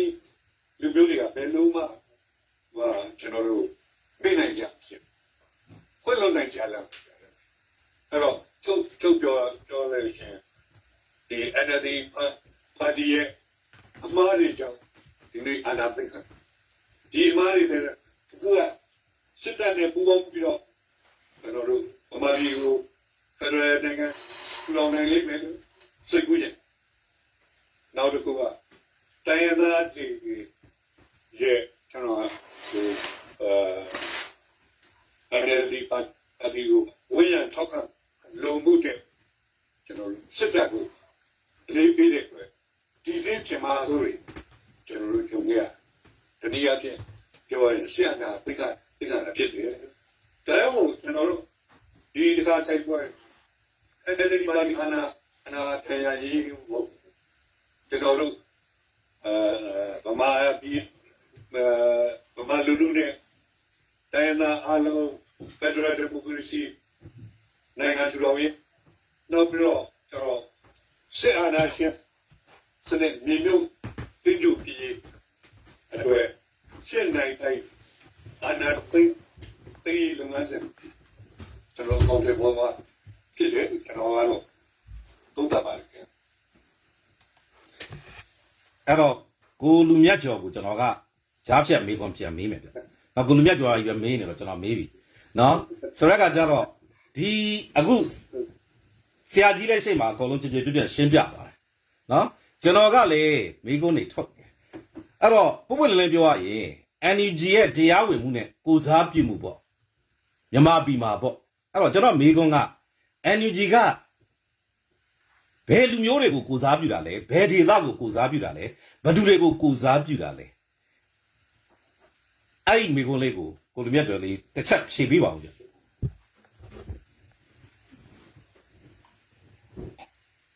ဆိုတော့ဘာလို့ကျွန်တော်ဖမ်းမိတဲ့လေးလေးကိုပြောပြနော်ကျွန်တော်ကဖုန်းတစ်လုံးရှိတာပေါ့နော်ဖုန်းတစ်လုံးရှိတော့ကျွန်တော် Facebook ပြီးပါတယ်ပို့ပါတယ်ဆိုတော့ဒီ NUG ကတလေးလေးမှာပြောရင်တော့ပြည်တော်စုအစိုးရဖွဲ့နော်ပြည်တော်စုဝင်ကြီးဒီလိုမျိုးပြောလို့ရှိပါတယ်ပြောလို့ရှိတဲ့ခါကျတော့ပြည်တော်စုဆိုတော့ဒါမှတော့ line ကြီးလုံးပါတယ်လို့ဒါပါတယ်ဆိုတော့ကျွန်တော်ကအဲ့ဒါလေးဆက်ပြီးတော့လေ့လာတော့ရခိုင်ဘောအရခတ်တော့ဒီက NUG ကိုဆိုတော့ပြည်တိမပြုတ်ပါလားဆိုရင်မိဖို့မေးလိုက်တဲ့တလေးနောက်ရဲ့မိဖို့ကျွန်တော်ကြားလိုက်တယ်ကြားလိုက်တော့ကျွန်တော်တော်စိတ်ကြီးတာသိချာနာတော့ပြီးတော့ကျွန်တော်ရေးတဲ့ဆောင်ပွဲစီတစ်ခုဖြစ်တော့ကျွန်တော်တို့အတိမပြုတ်ပါတယ်ကျွန်တော်ကတော့လူလူရဲ့အဆုံးဖြတ်ချက်ပါပဲဆိုတာပြောတယ်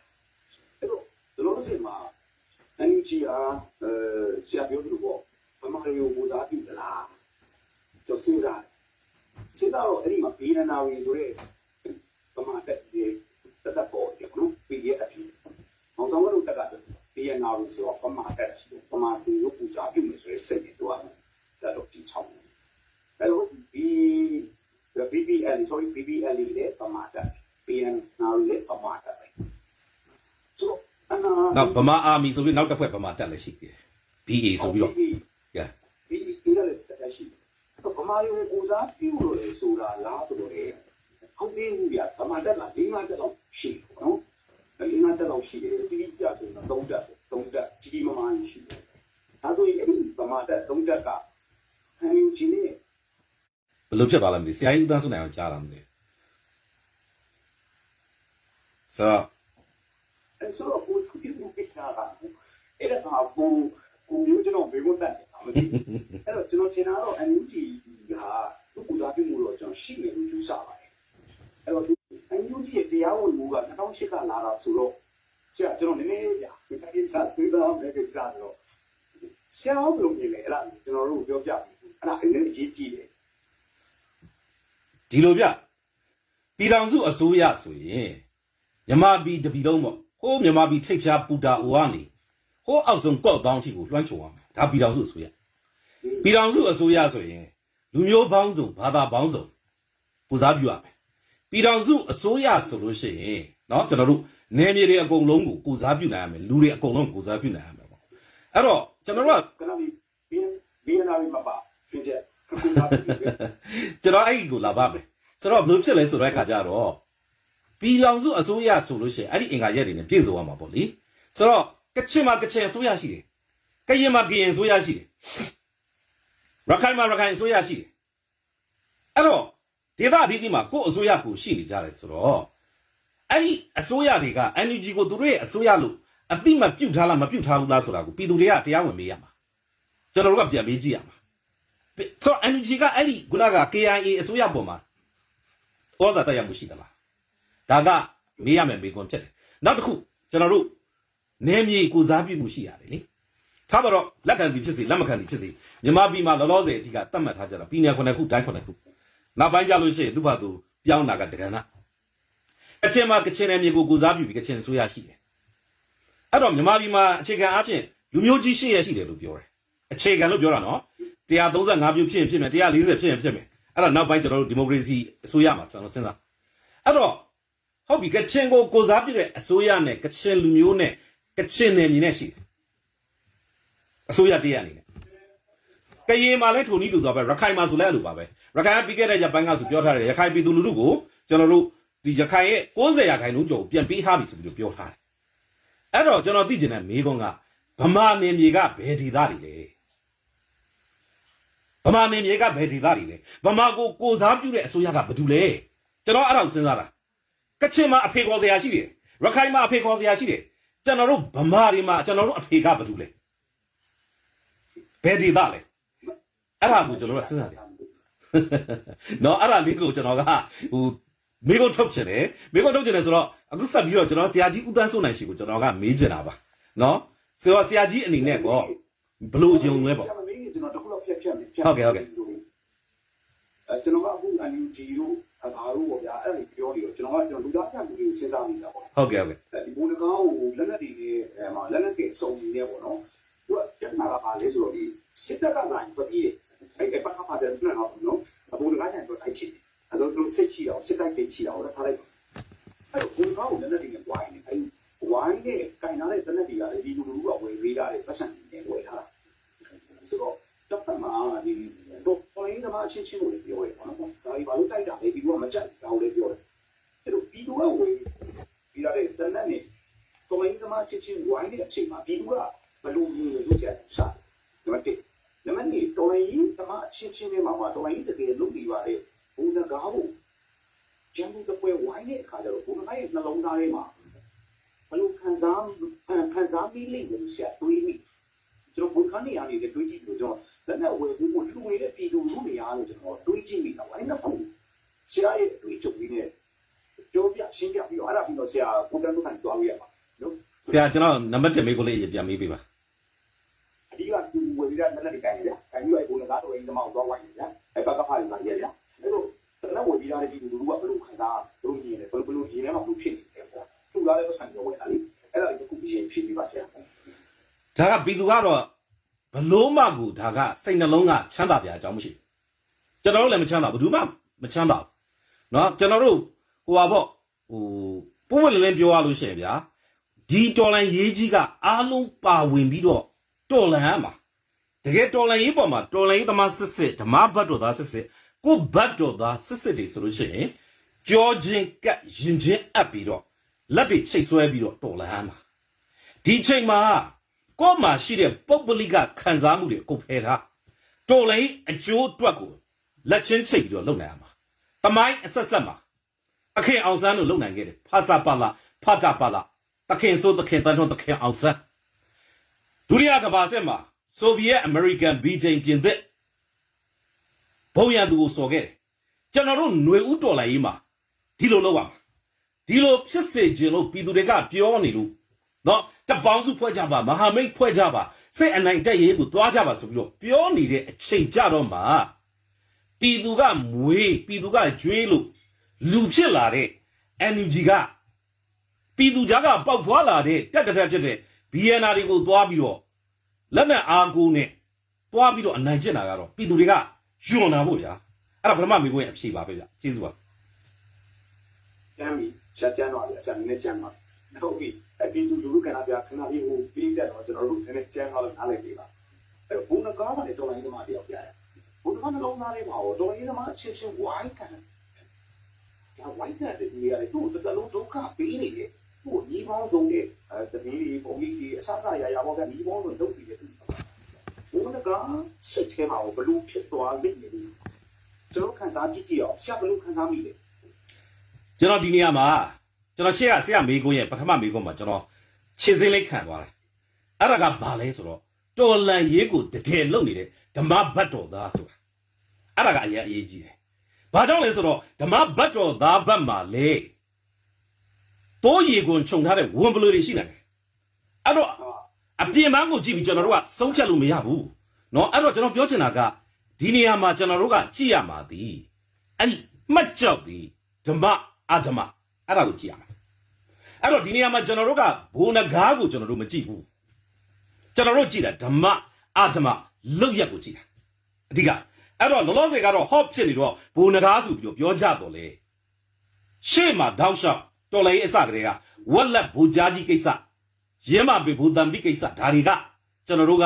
ပြည်သူတွေကစိတ်နှလုံးမချမ်းသာခဲ့ဘူးစိတ်နှလုံးမသာရခဲ့ဘူးဘာကြောင့်ဓမ္မနဲ့အဓမ္မကိုကြည့်ပြီးပြောကြတာအဲ့တော့ဒီတဲ့အချိန်မှာတော့ NUG ကလူအင်အားအားကိုနဲ့အုပ်စုဖွဲ့ပြီးတော့အနိုင်ကျင့်ခြင်းတဲ့သဘောနဲ့ငါအောက်မဝင်ငါရန်သူငါအောက်မဝင်သဘုံငါအောက်မဝင်ရင်ပတ်စံမှလူနဲ့အပြုတ်တိုက်မယ်ဆိုတဲ့ဝါဒကိုလက်တွေ့အကောင့်ထဲပေါ်တဲ့မင်းအောင်လိုင်ကဲ့သို့သောဝါဒဖြစ်တယ်အဲ့တော့ကျွန်တော်ဒီနေရာမှာဘိုးနဂါးဘလို့ခံစားရလဲကျွန်တော်မစင်စားဘူးဘာကြောင့်လဲဆိုတော့ဘိုးနဂါးတောင်များစွာဒီ BNR တွေထဲမှာရှိတယ် BNR တွေကရဲဘော်တွေအကုန်လုံးတွေကဘိုးနဂါးပဲကျွန်တော်တို့ကအရောက်ချင်းစီတိုင်းရဲ့ခံစားချက်ကိုစဉ်းစားမယ်အဲ့တော့အဲ့ BNR တွေရဲဘော်လေးတွေသူတို့စိတ်နှလုံးဘလို့ဖြစ်သွားမလဲဆိုတာကိုကျွန်တော်စဉ်းစားတယ်အဲ့ဒီတယောက်ချင်းစီခံစားမှုကဘိုးနဂါးခံစားမှုနဲ့တူတူပဲကျွန်တော်တို့ခံစားမှုနဲ့တူတူပဲအဲ့တော့သူတို့ဒီအသက်လည်းပေးနေတယ်မြေပြင်မှာလည်းဒုက္ခဆင်းရဲတွေခံနေတယ်အနာဂတ်တွေလည်းစွန့်ပစ်ထားတယ်နော်ရန်သူရဲ့မျက်ခုံးမွဲကိုဇင်းညံလျှောက်ပြီးတော့အားလုံးအတွက်ကျွန်တော်တို့ခင်ဗျားတို့အားလုံးအတွက်ကိုအသက်ပေးပြီးတိုက်ပွဲဝင်နေတဲ့ရဲဘော်အဲ့ဒီလူတွေကိုသူတို့ကိုသွားပြီးတော့အုပ်စုဖွဲ့အနိုင်ကျင့်မယ်ဆိုရင်တော့စိတ်ထဲမှာတော့အလွန်ကိုကျွန်တော်တို့ဖော်ပြလို့မရနိုင်တဲ့ခံစားမှုကတော့ဖြစ်မှာပဲဆိုတော့ဒီဟာကတော့အသေးချာဖြစ်တယ်လို့ကျွန်တော်အနေနဲ့တော့ရှင်းတင်နေဆရာကြီးကျေးဇူးပါ ဖိနိခံရတာပေါ့ဖိနိကျွန်တော်တော်ရေးရှင်တွေထပ်ပြီးဖိနိခံရတယ်တော့တော်ရေးတွေကတော်ရေးတွေညာဒါတော့ဆရာကျွန်တော်နောက်မှဆက်ပြင်ကျွန်တော်တို့အဲ့တော့ဆရာကဂျိုက်တန်းစုနိုင်ကိုနေချင်တဲ့ဥစ္စာကြီးပေးပါဆရာကျွန်တော်လည်းနားထောင်ချင်လို့ပါဟုတ်ဟုတ်ပါဘူးခုနကကျွန်တော်ကဥစားနောက်ဆက်တွဲအနေနဲ့ပြောလိုက်တာပါဆရာပဲဆက်မေးလိုက်ပါဟုတ်ကဲ့ပါကျွန်တော်တို့ကဒီနေရာမှာပေါ့နော်လူကြီးတို့ဘဒူတို့ပေဝါတို့ကျွန်တော်တို့ကဥတီပြီးတော့ပြောနေတာမဟုတ်ဘူးကြာဒါပေမဲ့တခုရှိတာကတော်လိုင်းရေးထဲမှာကျွန်တော်ပါနေတော့ကျွန်တော်တော်လိုင်းခေါင်းစဉ်အောင်မှာရှိတော့ဘုတ်ပြောင်းပြတော့ပြောခံတာလေနော်အဲ့တော့တော်လိုင်းရေးမလုပ်ပြီးတော့လူကြီးကတော်လိုင်းရေးမလုပ်တော့ဘူးဆိုရင်ကျွန်တော်တို့ကအောက်လို့ရမရှိဘူးအဲ့တော့လူကြီးကတော်လိုင်းရေးလုပ်နေတယ်သူကပြောတယ်တော်လိုင်းရေးအစိုးရလို့ပြောတယ်ကချင်ရလည်းတရားဝင်ဖတ်တော့အစိုးရယူတိမတ်ပြရတယ်မပြောဘူးရခိုင်ကလည်းမပြောဘူးမွန်ကလည်းမပြောကင်ညာလည်းမပြောဗမာတွေကလည်းမပြောဘူးဆိုတော့ဆိုစပီးပြောင်းတာအဲ့ဒါလည်းပတ်သက်ပြီးတော့ဆရာကတော့နိုင်ဘလို့မြင်လဲဗျသူစပီးပြောင်းနေတာတော့သူလိုက်ရမ်းနေတာလားအဘလို့ပြောလေလက်ရှိချိန်ကြီးရတယ်နည်းနည်းမျိုးရေးဆန်တယ်လို့ကျွန်တော်တို့ခံစားမိတယ်ပေါ့နော်ဆရာတို့ညာအဲ့ဒါတမိုင်းနဲ့ရှင်ပြီးတော့အားလုံးဖြစ်တာပဲဘလို့ဖြစ်တာလဲပြောပြပြီးပါအောင်ဆရာအဲ့ဒါကတော့ကျွန်တော်သုံးသက်ချက်ပြောရလို့ရှိရင်ခုဒေါ်ဆန်းစုကြည်ကိုကျွန်တော်တို့စစ်ကောင်စီကျွန်တော်တို့ဖန်စီထောက်ထားနော်ကျွန်တော်ထင်တယ်ဒေါ်ဆန်းစုကြည်ထောင်ထဲမှာသူတို့မတရားဘယ်နဲ့ဒီလိုမဲ့ချင်းစစ်ကောင်စီစောင့်နေတယ်ကျွန်တော်တော့ယူဆပါတယ်အဲ့တော့ပြဿနာကပါလဲဆိုဒေါ်ဆန်းစုကြည်ကကျွန်တော်တို့သူ့မိကျမကြီးကိစ္စပြန်လာပြီးကျွန်တော်တို့ချက်လေးလုံးဒီကဲဖြစ်နေတယ်တွေ့ရတဲ့အခါကျသူကလည်းဘုရားဆန်သမီးဒီသားစွာ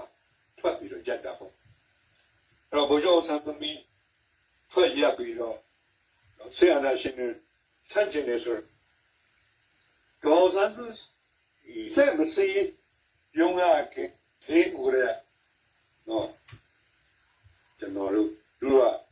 ပြည့်တဲ့ချီထောက်ပါထောက်ခံအဲ့ဒါကြောင့်ဒေါ်ဆန်းစုကြည်ဒီဟာပြည်သူလူထုထောက်ခံမှုရပြီးတော့ NLD ဖွဲ့ခဲ့တော့ NLD ဖွဲ့တဲ့ဆိုတဲ့ကိစ္စကလည်းတခုကတော့သာတိပညာရှင်တွေအဖွဲ့ပဲပေါ့နောက်တစ်ဖွဲ့ကဒီစစ်တပ်ခေါင်းဆောင်တွေရဲ့ဒီခေါင်းဆောင်မှုကိုမကြည်တဲ့စစ်တပ်တွေကထွက်လာတဲ့မျိုးချစ်ပုဂ္ဂိုလ်များပေါ်တယ်အဲ့တော့ဗျာကျွန်တော်တို့မညာလည်းပြောကြမယ်ဆိုရင်ဒေါ်ဆန်းစုကြည်ကဗမာပြည်ကြောင့်သူသိဗမာပြည်ကလူတွေကြောင့်တောင်းလေသူသိတယ်လို့ထင်ခဲ့တာဒါပေမဲ့တကယ်ကတော့ဘောင်းဒေါ်ဆန်းစုကြည်ဗမာပြည်ကလူတွေဗမာပြည်ကနိုင်ငံရေးသမားကြောင့်မသိပါဘူးစစ်တပ်ကြောင့်ဆိုဝေးရောပေါ့အဲ့တော့ဒေါ်ဆန်းစုကြည်ရဲ့ဒီစုပွဲမှုပထမဆုံးမှာကျွန်တော်မြင်တာတော့မျိုးချစ်ဆိုရဲစစ်ထွက်တွေကျွန်တော်သူကစီယုံသိမ်းလိုက်ဒီတော့မှာလာအဲ့စစ်ထွက်တွေတရားဘုဒ္ဓကြီးတီဦးလို့ယူသားတဲ့ခေါင်းဆောင်မျိုးကျွန်တော်သိမှပြောပါတယ်ဒါပေမဲ့ယူသားတွေဆိုတာတောင်းတာကျွန်တော်တို့တကယ်ကြတော့ဘုဒ္ဓနေဝင်တော့သူ့ဟောစာမကြော်နိုင်မလတ်နိုင်ပါဘူးကျွန်တော်တို့အဲဒီရှစ်လေးလုံးကလာပြောတာဘုဒ္ဓတေဦးကစေယုံကျုပ်ကိုကျွန်တော်တို့ဘိုင်ဘောဝင်လူကစောင်းလို့နေတယ်မလုံးနဲ့မှားဖို့နေမယ်မလုံးပါနဲ့ဆိုပြီးတော့သူကိုယ်တိုင်ထွက်ပြီးတော့တားခဲ့တာဒါကြောင့်မို့ဖိလစ်ပိုင်ကဘုဒ္ဓကြီးရာမို့စ်လို့မဖြစ်ခဲ့ဘူးသူရဲ့ယူသားမှုနဲ့ဒေါ်ဆန်းစုကြည်ပေါ်မှာယူကြည်မှုကျွန်တော်ဒီစားဒီမှာပြောဒါပေမဲ့သူပြောတယ်အများကြီးပါလို့အဲ့ဒီယူကြည်တွေဒေါ်ဆန်းစုကြည်ကိုပါတီရထုတ်ခဲ့တာတော့အဲ့ဒီလူတွေရောခုဒေါ်လာရေးဖြစ်ပြီးတော့ဘယ်တော့ပါခဲ့အဲ့ဒီမှာသူရဲ့ရင်းနှီးဆုံးပုဂ္ဂိုလ်ဘောသူနာမည်ကျွန်တော်မေးဒီပုဂ္ဂိုလ်ကလည်းဒေါ်ဆန်းစုကြည်ခွေးတဲ့အနာရီသုံးပြပြီးတော့ချက်ပြီး NLD ပါတီကော်မတီဖြစ်စီခဲ့တာသူပါအဲ့တော့ကျွန်တော်တို့နောက်ဆုံးထုတ်တဲ့ကြည့်ရတဲ့ကားကြအဲ့ဒါကဒေါ်ဆန်းစုကြည်လူတွေနားပဲလူတွေကြောင့်ဒီဒါပေမဲ့သူကသူ့ကိုသူသိတယ်လို့ထင်တော့အချက်ကဟိုလူပြောဒီလူပြောကြားတယ်ရောအဲ့ဒီအစပ်ပြီးတော့မှားခဲ့တာတိဒီရှင်အများစုတော့မမကန်ရက်တည်ပြီးတော့ကျွန်တော်တို့တိုက်ပွဲဝင်တော့တာကြာဆုံးတော့ကြတာများတယ်ကျွန်တော်အကဲဖြတ်အဲ့တော့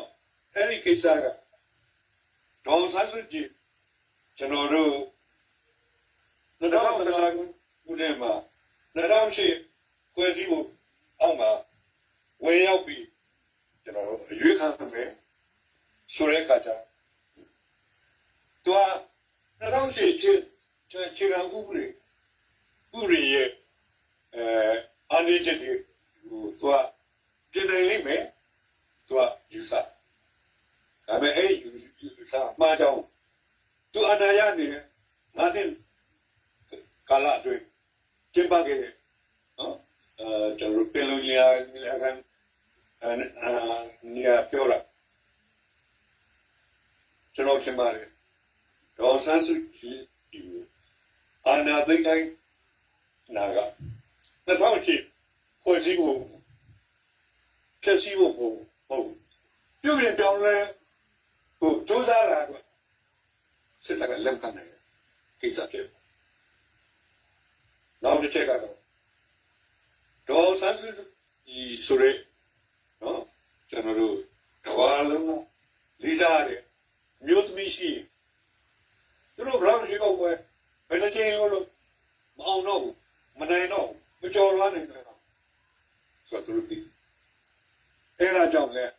အာဏာသိမ်းလိုက်တာမဲကြီးတွေပါညာဆိုတော့ဒါရီအကြောင်းပြအားဟုတ်ပါတဘောဆန်းကြီးရှိနေတယ်သူတို့တက်ခိုင်ကွန်ပျူတာပါတီ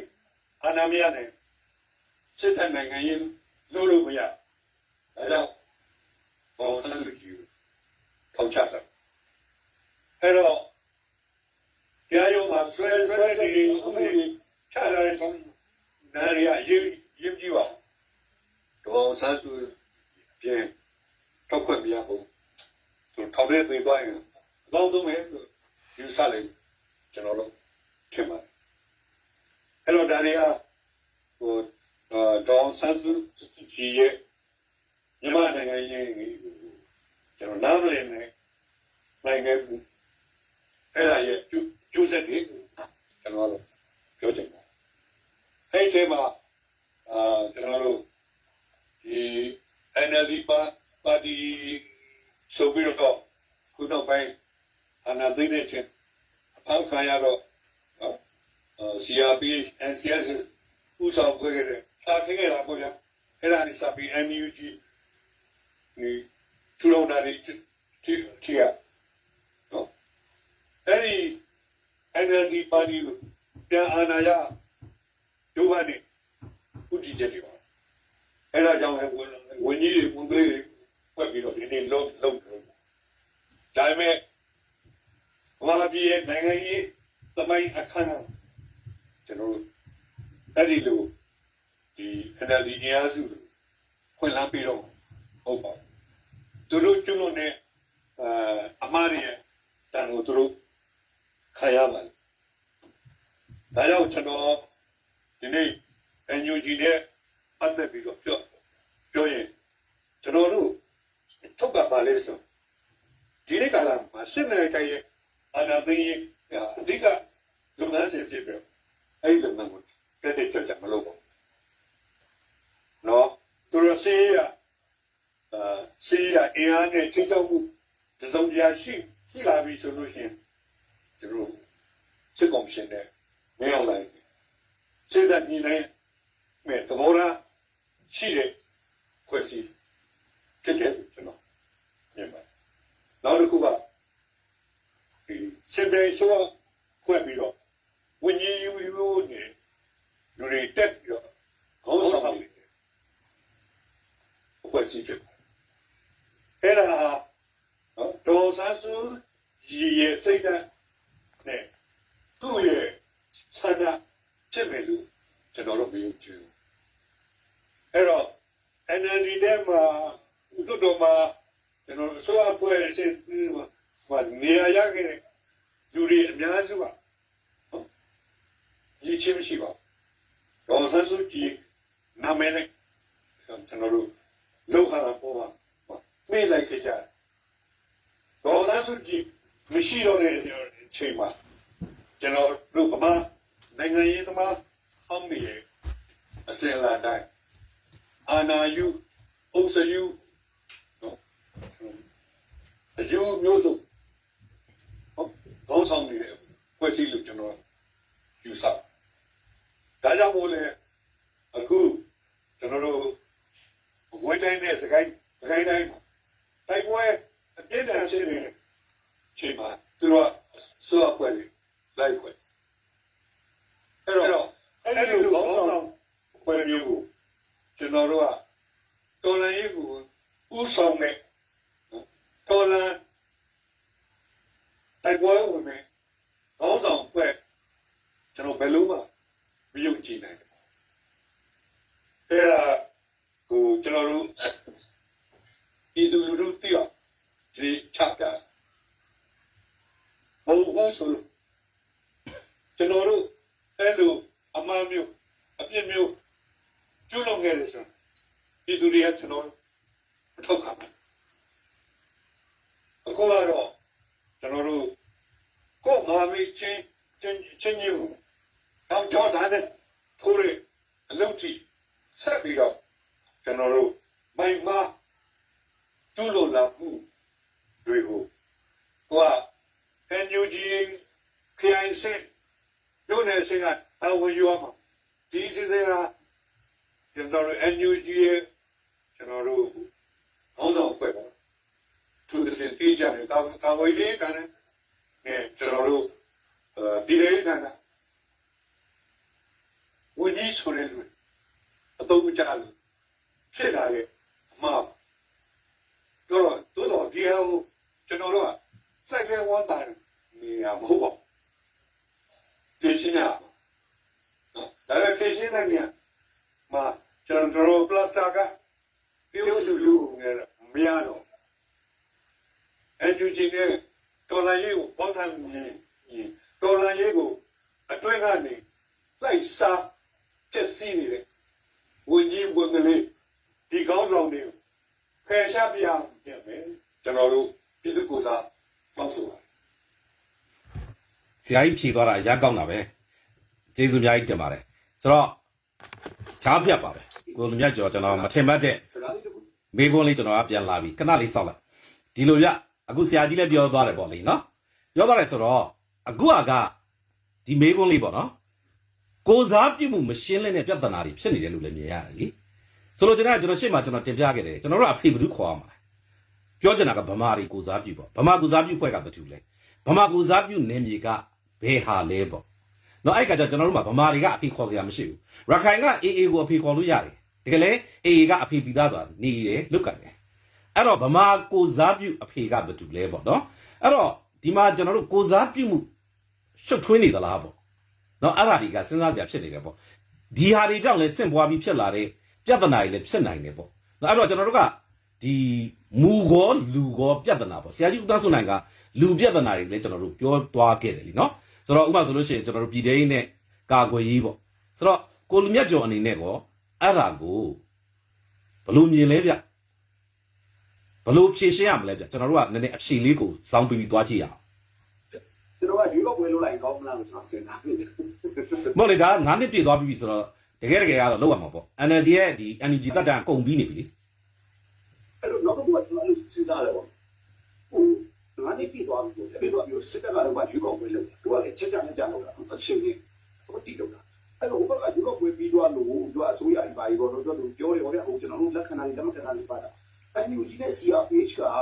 ဟိုငကူကဒါပါတော့သူရွေးကောက်ခံအမတ်ကြီးဖြစ်ခဲ့ပါတယ်လုံမဲ့တော့9နှစ်ကဦးတန်းပြည့်သွားပြီသူတို့ကတော့တရားမဝင်တော့အောင်ကြည်နာကြတယ်ဘယ်လိုလုပ်ကြလဲဆိုတာကျွန်တော်တို့တွေ့ရတယ်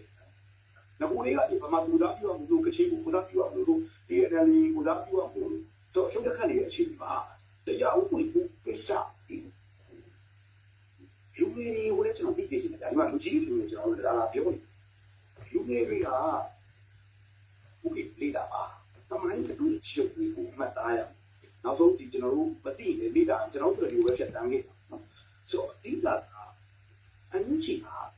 ဗမာရီကိုစားပြုမှုဗမာရီကိုစားပြုမှုမရနေရတော့ချိန်နေပါ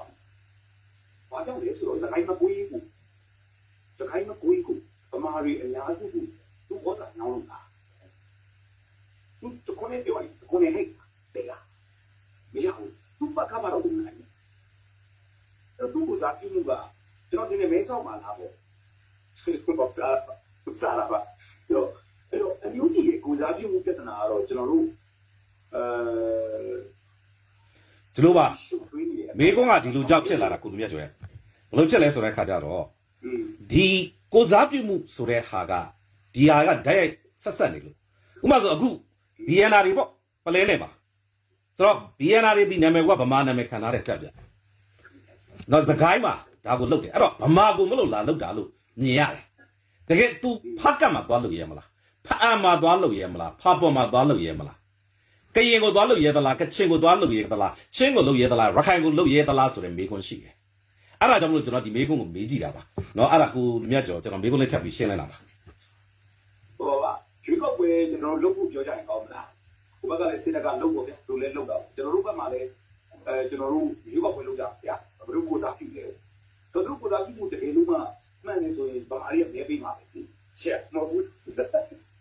ဆိုတော့တက်တာကကျောက်ကဘယ်ကနာပြီးတော့ချက်မှန်ကဘယ်ကထွက်ဆိုတာဟိုအဲ့လိုဒီလိုကအဲ့တော့ဆရာကိုပြောလို့ပဲကျွန်တော်ဒီဘက်ကဆရာကတူနိုင်ပြောတော့ကျွန်တော်ကလည်းလေးချုပ်ပြကျွန်တော်ပြောပြအောင်လေကျွန်တော်စတော့ပါလိဖြစ်သွားအောင်เนาะကျွန်တော်တို့လေးတာကျွန်တော်စိတ်ကြီးရ trust ကြီးများနေတော့ဆိုတော့ယူ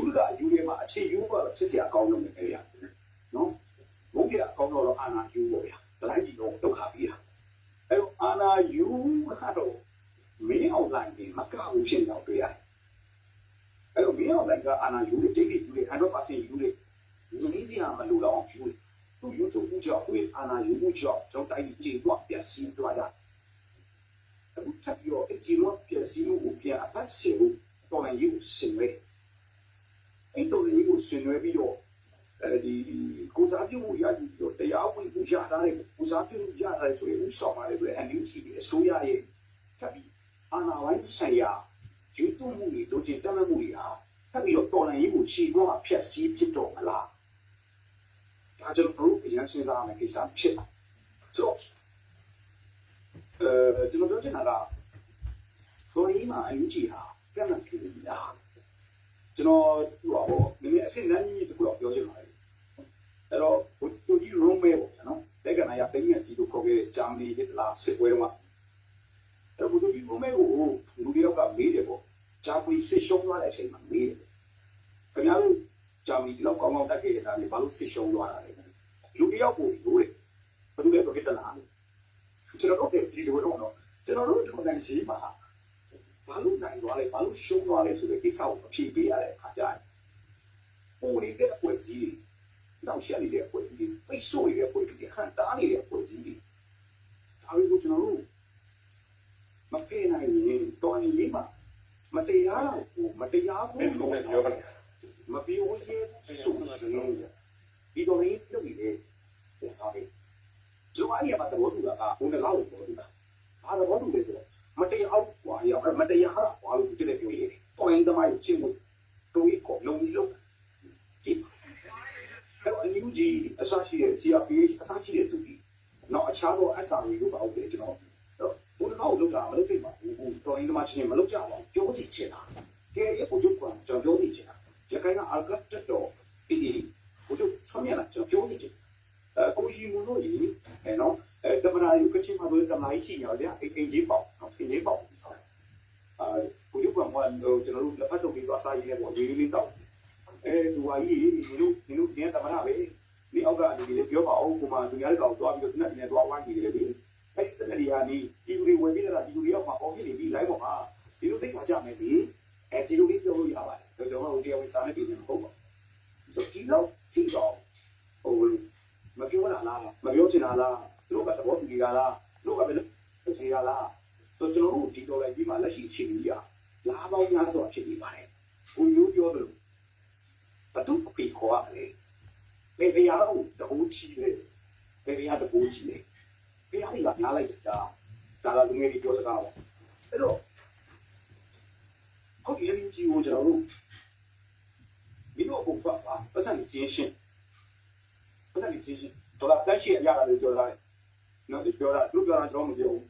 အဲ့ဒါလည်းတော်နေတဲ့ပြီးခွအဲ့တော့လည်းဒီစုစည်းရတော့ဒီလိုတော့ရှိကောင်းမလားကောင်းမလားကျွန်တော်ပြောတာကောင်းမလားသူကတော့ဒီလိုကိုနဲ့တွေ့ယူသွမှုကိုလက်လျှော့ပါလားကဲမဲ့လိုက်တိုက်နေကြီးသူတို့လက်ကင်တုံးလုပ်ထားတဲ့ပါသုံးလုံးဒီ LB အမတ်ဒီပါကဖပါတာဝန်ခံတွေကတော်လည်းကိုကန့်လန့်လိုက်တက်တာပြောချင်တာကရှုပ်ထွေးတာတော့ပြောချင်တာပါတော်လည်းကြီးကတစ်ဖက်မှာဒီလိုဆိုရင်ဒါအမိုးတိုင်းစစ်စီကြီးလုပ်ပါတယ်မြို့ပေါင်း9မြို့4မြို့မဲဝင်တိုက်အောင်ဘုရားကြီးရှိတယ်တစ်ဖက်မှာလေthat side မောင်မိုက်တဲ့စီမောင်မိုက်တဲ့ကာလာရှိဒါအခက်အခဲနေကျွန်တော်တို့တော်လိုင်းဒီကိုချက်ဆုံးသွားနိုင်တဲ့စီတီ ဒီအရေးကြီးဟာတက်ရောက်စီနေတယ်အဲ့တော့ကျွန်တော်ကတော့အဖေလားပထွေးလားကျွန်တော်ဟိုဘယ်နေတယောက်အဖေကြီးလဲဘသူအဖေခေါ်ရမလဲစဉ်းစားကြည့်တဲ့အချိန်မှာဒီအချိန်မှာတော့ကျွန်တော်အဖေဖြစ်တဲ့ကျွန်တော်တို့အားကိုးရဖြစ်တဲ့ကျွန်တော်တို့ဒီကိုရကျွန်တော်တို့ဒီစားရအမှုကြီးအောင်မဖြစ်ထိုက်နေဘူးကျွန်တော်တို့အဖေမဖြစ်ထိုက်ဘူးလို့ကျွန်တော်တို့ရုပ်ကြည့်မှုရအောင်ကျွန်တော်ရှုနေစရာဘာကျွန်တော်တို့ရုပ်ကြည့်သူလေးကောင်းမြောက်ကြည့် ကျွန်တော်တို့ဒီမှာနည်းနည်း ကျွန်တော် ဖြတ်ပြီးပြောရလို့ရှိရင်ဘယ်လိုရှိလဲဆိုတော့ဒီ NUG ရဲ့သူ့ဘာသူတည်ရှိနေမှုပေါ့နော်အဲ့ဒါကိုကျွန်တော်တို့ကအတိမတ်ပြုတယ်အဲ့မှာခေါင်းဆောင်မှုနဲ့လူမကောင်းတာတွေကတော့ဥဆောင်မှုမကောင်းတာတွေကတော့ဖယ်ထုတ်ပြရမယ်ဘာကြောင့်လဲဆိုတော့ NUG အောက်မှာတချို့ PDF တွေရှိတယ်လှုပ်ဆောင်နေတဲ့သူတွေရှိတယ်ပါသုံးတွေလည်းရှိတယ်အဲ့ထက်မှာတကယ်ကိုစိတ်ရင်းအမှန်နဲ့လုပ်နေတဲ့သူတွေကိုတစိတ်ကတ်ချင်းခံရတဲ့သူတွေမြောက်များစွာရှိတယ်ဒါကိုအတိမတ်ပြုတယ်ကျွန်တော်တို့က NUG လို့ပြောသည်ဖြစ်စေ MOD လို့ပြောသည်ဖြစ်စေပတ်သုံးလို့ပြောသည်ဖြစ်စေအဲ့မှာမကောင်းတဲ့အပုတ်တွေကိုပြောချင်းဖြစ်တယ်အဲ့တော့သူတည်ရှိမှုတော့ကျွန်တော်တို့လက်ခံတယ်ဒါပေမဲ့ကျွန်တော်တို့မေကုန်းကကိုစားပြုမှုမရှင်းနိုင်ဘူးမြန်မာပြည်မှာဒါကြီးကဒီတိုင်းဆက်သွားလို့ရှိရင်ကျွန်တော်တို့ຫນွေဥတော်လည်းအလွန်ပါလေထပ်ပြီးတော့ဆက်ရှုပ်နေပါအဲ့တော့အခုလည်းကျွန်တော်တို့ဒီမေကုန်းကတော့ကျွန်တော်ပြည်သူတွေကြားထဲမှာချပြထားပြီးတော့ဝိုင်းစဉ်းစားဖို့တော့ကျွန်တော်ကတင်ပြချင်တယ်အဲ့ဒါကဘာလဲဆိုတော့ကျွန်တော်တို့ဗမာပြည်ရဲ့အဖေကဘာလုပ်လဲเนาะအဲ့ဒါကိုကျွန်တော်တို့ကစဉ်းစားရမယ်နောက်တစ်ခုကခဏလေးဆရာကျွန်တော်ဟုတ်ကဲ့ဒီလိုက်ပြီးကျွန်တော်တို့ဟိုလုံးလိုက်ပြီဒီပုံပြင်ထိုင်လိုက်ပြီဒီ NUG ကမိလူကိုကိုစားပြုတယ်ပေါ့နော်ဟုတ်ကဲ့ကောမန့်မှာရေးထားပြီးပုံပြင်ထိုင်နေကျွန်တော်တို့ကျွန်တော်တို့ဒီတိုင်းဆုံးဖြတ်အဲ့တော့ခုနကရှေ့စကားကိုပဲကျွန်တော်ပြန်ကောက်အောင်မယ်ဆိုရင်ကျွန်တော်တို့ကမတရားမှုကိုမလိုချင်လို့တရားမျှတမှုတို့တိုက်ပွဲဝင်လာဒါအပြင်ကိုကျွန်တော်တို့မြန်မာပြည်မှာကຫນွေဥတော်လိုင်းကြီးတိုင်းသားတော်လိုင်းကြီးပဲရသွားနေတာဂျိုင်းလူသွားနေတာအဲ့တော့တစ်ခုနဲ့တစ်ခုနဲ့အပြန်အလှန်အမိသဟဲပြုနေပါတယ်အဲ့တော့ຫນွေဥတော်လိုင်းကြီးအောင်မြင်မှုဒီတိုင်းသားလက်နက်ကတော်လိုင်းကြီးတွေအောင်မြင်မှုဖြစ်တယ်လို့တိုင်းသားလက်နက်ကတော်လိုင်းကြီးတွေအောင်မြင်မှုဒီຫນွေဥတော်လိုင်းကြီးအောင်မြင်မှုဖြစ်ပါတယ်ထိုနည်းတူစွာຫນွေဥတော်လိုင်းကြီးမှာအနောက်ရှက်ပြဿနာဖြစ်ချင်းသည်ကြာရှုံးမဲ့ဆိုခြင်းသည်တိုင်းသားတွေရဲ့အနောက်ရှက်ပြဿနာလည်းဖြစ်တယ်ဒါလေးကိုကျွန်တော်ကမိမောင်းထုတ်ပြခြင်းလို့ပြောပြခြင်းဖြစ်တယ်အဲ့တော့ကျွန်တော်တို့ပလဲနယ်မှာအခု BNR တွေကို NUG ကတွားဝိုင်းလို့ပြဿနာတစုံတရာຫນွေဥတော်လိုင်းကြီးဘက်မှာအနောက်လက္ခဏာစောင့်ပြီးတော့ဖြစ်တယ်ဆိုရင်ကချစ်တော်လိုင်းကြီးကရင်တော်လိုင်းကြီးရခိုင်တော်လိုင်းကြီးအကုန်လုံးကိုအနှုတ်လက္ခဏာစောင့်လိုက်မယ်အဲ့တော့ကျွန်တော်ပြောချင်တာကဒါသည်ဗမာပြဿနာမဟုတ်ဘူးပြည်တော်စုတစ်ခုလုံးရဲ့ပြဿနာဖြစ်တယ်အားလုံးရဲ့ပြဿနာဖြစ်တယ်ဒါကြောင့်မလို့ဒါသည်ကျွန်တော်တို့ကလက်တွေ့တော်လိုင်းမှာပါဝင်နေတဲ့ကချင်ကရင်ကရင်ချင်းမွန်ဗမာရခိုင်ရှမ်းလူပေါင်းတဲ့ဘာသာကျတဲ့နဲ့ BBLA အကုန်လုံးကဝိုင်းပြီးတော့ဂျားဝင်ပြီးတော့ဖြည့်ရှင်းပေးရမယ့်တာဝန်ဖြစ်တယ်ဝိုင်းပြီးတော့ဒီဟာဒီထပ်မှန်ပြီးတော့ဇက်တူသားမစားဖို့ဝိုင်းပြီးတော့ဖြည့်ရှင်းရမယ့်ပြဿနာဖြစ်တယ်နောက်နောက်ကိုဒီလိုမျိုးမဖြစ်ဖို့ကိုမားသည်ဟုယုံကြည်တဲ့သူတွေကိုပြက်ပြက်သားသားပြင်းပြင်းထန်ထန်ရှုံချကန့်ကွက်မှာဖြစ်တယ်ဆိုတာကိုကျွန်တော်ကတင်ပြကြလို့ပါဗျကျေးဇူးပါဆရာကြီးဦးသားစုနိုင်ပြောနေလားမသိဟုတ်ဆရာပြောပါပြောပါဦးဟုတ်ဒါတော့ကျွန်တော်တို့ပြောခဲ့တဲ့အချိန်နဲ့ပြောခဲ့တဲ့ပြဿနာတွေလည်းတော်တော်များပြီလို့ကျွန်တော်ထင်ပါတယ်အဲ့တော့ကျွန်တော်တို့ရနာလိုက်အောင်ရှင်ပြည်တဲ့တုံးတက်ဒီကောင်းချုပ်ချက်လေးနဲ့ရန်ထားလိုက်ကောင်းပါဟာအချိန်နဲ့ကျွန်တော်တို့ပြောကောင်းနေပြောနေတာအချိန်ကမကြည့်ဘူးဟုတ်တယ်အချိန်ကမနေတော့ဘူးအဲ့တော့ညီကုန်းချုပ်ဆရာကြီးဦးသားစုနိုင်ကစပြီးတော့တွားလိုက်အောင်ဒီကုန်းချုပ်နေတဲ့ဆရာကြီးချုပ်ကကျွန်တော်ပြီးအားလုံးကိုကျွန်တော်တို့ကျွန်တော်အဆုံးသတ်နော်ဆရာရဝတ်ထုတ်ပြီနော်ဟုတ်ကဲ့ပါဒီကုန်းချုပ်နေတဲ့ဆရာကြီးပြောပြပါဟုတ်ကျွန်တော်တို့ကျွန်တော်တို့ဒီနေ့ပြောဆိုဆွေးနွေးတာကကျွန်တော်အရင်သုံးသက်ချက်နဲ့ဆရာပြောလို့ရှိရင်လူဦးတော်လိုင်းရေးတားရှုံးမှာကြောက်ကျွန်တော်ကတော့အဲ့ဒါတွေပြောဆိုနေရတာဖြစ်ပါတယ်ပုဂ္ဂိုလ်ရေးရမိသူညီဝါကိုမှကျွန်တော်တိုက်ခိုက်လို့တဲ့သဘောထားမဟုတ်ပါဘူးလူဦးတော်လိုင်းရေးအကျိုးစီးပွားတွေကိုကိုက်နေတဲ့မူဝါဒတွေ policy တွေသဘောထားတွေနဲ့ပတ်သက်ပြီးကျွန်တော်တို့အမြင်ကိုပြည်သူတွေနော်ဆုံးဖြတ်ကျွန်တော်တို့ပေးနိုင်အောင်လို့ကျွန်တော်တို့ကတင်ပြတာဖြစ်ပါတယ်ဆုံးသက်ကတော့ခုနကကိုလူမဲ့ကျော်ပြောတဲ့သဘောထားနဲ့ပဲကျွန်တော်ကတော့ဆုံးဖြတ်စေချင်တဲ့သဘောထားရှိပါတယ်ဟုတ်ကဲ့ဆရာကြီးကျွန်တော်ကဒီ live လေးကို ဘာလို့လဲဆိုတော့ဒီကုန်းချုပ်ချင်နေဆိုတော့ကျွန်တော်တို့ကမင်းနဲ့တိုင်းနဲ့ရာဒီလားတော်လန်ကြီးကိုကျွန်တော်တို့ရှုံးကြည့်နေတာကိုကျွန်တော်စက်ခံရတော့နော်အောင်စီချင်းနဲ့ရှုံးနေတကယ်တွေ့ရတာလေးကကျွန်တော်လုပ်တယ်ပေါ့နော်အဲ့တော့ကျွန်တော်လည်းထပ်တူလုပ်နေတယ်လူငယ်တွေရှိမယ်လို့လည်းကျွန်တော်အကျိုးကြည့်တယ်အဲ့တော့ကျွန်တော်အဆုံးသတ်ပြီးမှတစ်ခုလေးကကျွန်တော်သိချင်ကိုယ်နဲ့ဆိုရေးဆိုတဲ့ message ဒီစောက်ဒီတယောက်ကပြောတာကိုယ်နဲ့ဆိုရေးတဲ့ NUG ကိုမကြိုက်လို့ရပါတယ်တဲ့မကြိုက်ပါတဲ့ကျွန်တော်တို့အတက်ကိုတော့ကူပေးပါဗျာတဲ့ကျွန်တော်ကဒေတာခံတော်ရင်ဒီမှာတရားပို့လို့ပါဆို NUG ရဲ့အမိုဒီအောက်ထဲမှာလေတကယ်ညီညီတော်ရင်ဒီမှာအသက်ပေးနိုင်ဖို့လူတွေရှိတယ်လို့ကျွန်တော်တို့တွေ့ခံစားမိနော်အဲ့တော့ဒီလူငယ်တွေကိုလည်းကျွန်တော်ရိုးသားပြောချင်တယ်နော်ဒီနေရာက live ကိုကြည့်နေပေါ့ဗျာမကြည့်နဲ့နောက်ပြန်ကြည့်ကြပြီပေါ့နော်လူငယ်တွေအခုတွန်းမှုလောင်းကြည့်အဲ့ကခဏလို့လာမင်းလူကြီးတွေတောက်တုံးမကြဘူးခဏလို့ဒီနဲ့ပြစ်ပါတယ်ကျွန်တော်တက်တယ်ပေါ့လူကြီးတွေကျွန်တော်တော့အားဝင်ကျွန်တော်လည်းအသက်ကငကြီးတာဒါပေမဲ့လည်းချောလို့ပဲလူလို့ပဲကျွန်တော်စားပါဆိုတော့လူကြီးတွေရဲ့အဝေးမှာအမြင်မှာအလုံးမှာအခိုင်မာတွေခဏလို့မျက်စိထဲမှာမြင်နေကြီးကြေးရုံးတွေခဏလို့လက်ရှိစက်တက်ကိုတော်လာနေလို့ပဲခဏလို့ကြေးရုံးတွေတော်လာမှုလို့အဲ့တော့တယောက်တည်းလူတယောက်တည်းထင်အောင်ချက်ထားပြောနေပြောတာမဟုတ်ဘူးလူငယ်တွေစုပါစီးပါတိုင်းနေမှာဆွေးနွေးပါဒီလိုကြည့်ရမှားနေတယ်ဆိုရင်မှားနေတယ်လူတန်တော်လာဘူးလူငယ်တွေတိတိကိုခင်ဗျားတို့ကိုတာသူစကျွန်တော်တို့ပြောတာဒီမှာမှားတာတွေရှိနေတယ်ကျွန်တော်တို့ရဲ့အတ္တတွေလည်းပတ်နေတယ်ကျွန်တော်တို့ရဲ့မမြင်နိုင်မကြားနိုင်တဲ့ရှုတော်တွေကလည်းခင်ဗျားတို့တွေ့တာမြင်တာကြားတာရှိနေတယ်အဲ့တော့မိတော်ဝင်ချင်မိဒေတာမှာမိမိကိုယ်တိုင်မတရားမှုကိုတော်လိုက်နေမိမိကိုယ်တိုင်မတရားလုပ်တာကိုခံမှာနေမိမိကိုယ်တိုင်မတရားမလုပ်ပါနဲ့ချုပ်ကတော့တာပဲဆရာမျိုးဒီလိုချုပ်တက်နေတော့ပြောတယ်အဓိကကတော့လက်ရှိဖြစ်နေတဲ့ကိစ္စကအားလုံးဝိုင်းပြီးတော့ဖြည့်ရှင်းကြဖို့လိုပါတယ်ဒီပရိပက္ခကထပ်မံပြီးတော့ကြီးထွားပြီးတော့တော်လှန်ရေးတစ်စုံလုံးเนาะကျွန်တော်ထိခိုက်တဲ့အထိဒါဒီ not only ဒီနွေဦးတော်လှန်ရေးတစ်ခုတည်းမဟုတ်ပါဘူးတိုင်းသားတော်လှန်ရေးတွေအကုန်လုံးကိုပါထိမှာဖြစ်ပါတယ်ဒါကြောင့်မလို့ဒါကူမဖြစ်အောင်ကျွန်တော်တို့ဝိုင်းဝန်းပြီးတော့เนาะကျွန်တော်တိုင်းသားခေါင်းဆောင်ကြီးတွေပါတီခေါင်းဆောင်တွေတမကခေါင်းဆောင်တွေလူထုလူတန်းစားဘောင်းစုံအရောက်ချင်းစီတိုင်းကတရားမျှတမှုအတွက်ကျွန်တော်တို့အရေးစစ်လိုက်တော့ကျွန်တော်တို့အားလုံးကတရားမျှတမှုကိုလိုချင်တာဖြစ်တဲ့အတွက်ဒီအချိန်မှာတရားမျှတမှုကိုရဲရဲနဲ့ဝိုင်းပြီးရက်တီပေးကြပါလို့တိုက်တွန်းရင်းနဲ့ကျွန်တော်ဒီကုန်းချုပ်ရပါကျေးဇူးပါကျေးဇူးတင်ပါတယ်ကျွန်တော်တို့နိုင်ငံဆိုင်ရာတော်လိုင်းမှာပဲတပ်ပေါင်းစု NRD ကလည်းဟိုတကားနဲ့ NUG ရဲ့ပြိပခတ်များဖို့သဘောထားထုတ်ပြန်ချက်တစ်စောင်ထုတ်ပြန်ဖြစ်ပါတယ်အားလုံးကိုအတိပေးပါမယ်အားလုံးကျေးဇူးတင်ပါတယ်ဆရာမျိုးကြီးကျေးဇူးပါနောက်ပတ်ပြန်ဆုံကြပါဟုတ်ကဲ့ပါဆရာကြီးတန်းတန်းကျေးဇူးပါဗျာဟုတ်ကဲ့ကျေးဇူးပါခင်ဗျာဟုတ်ကဲ့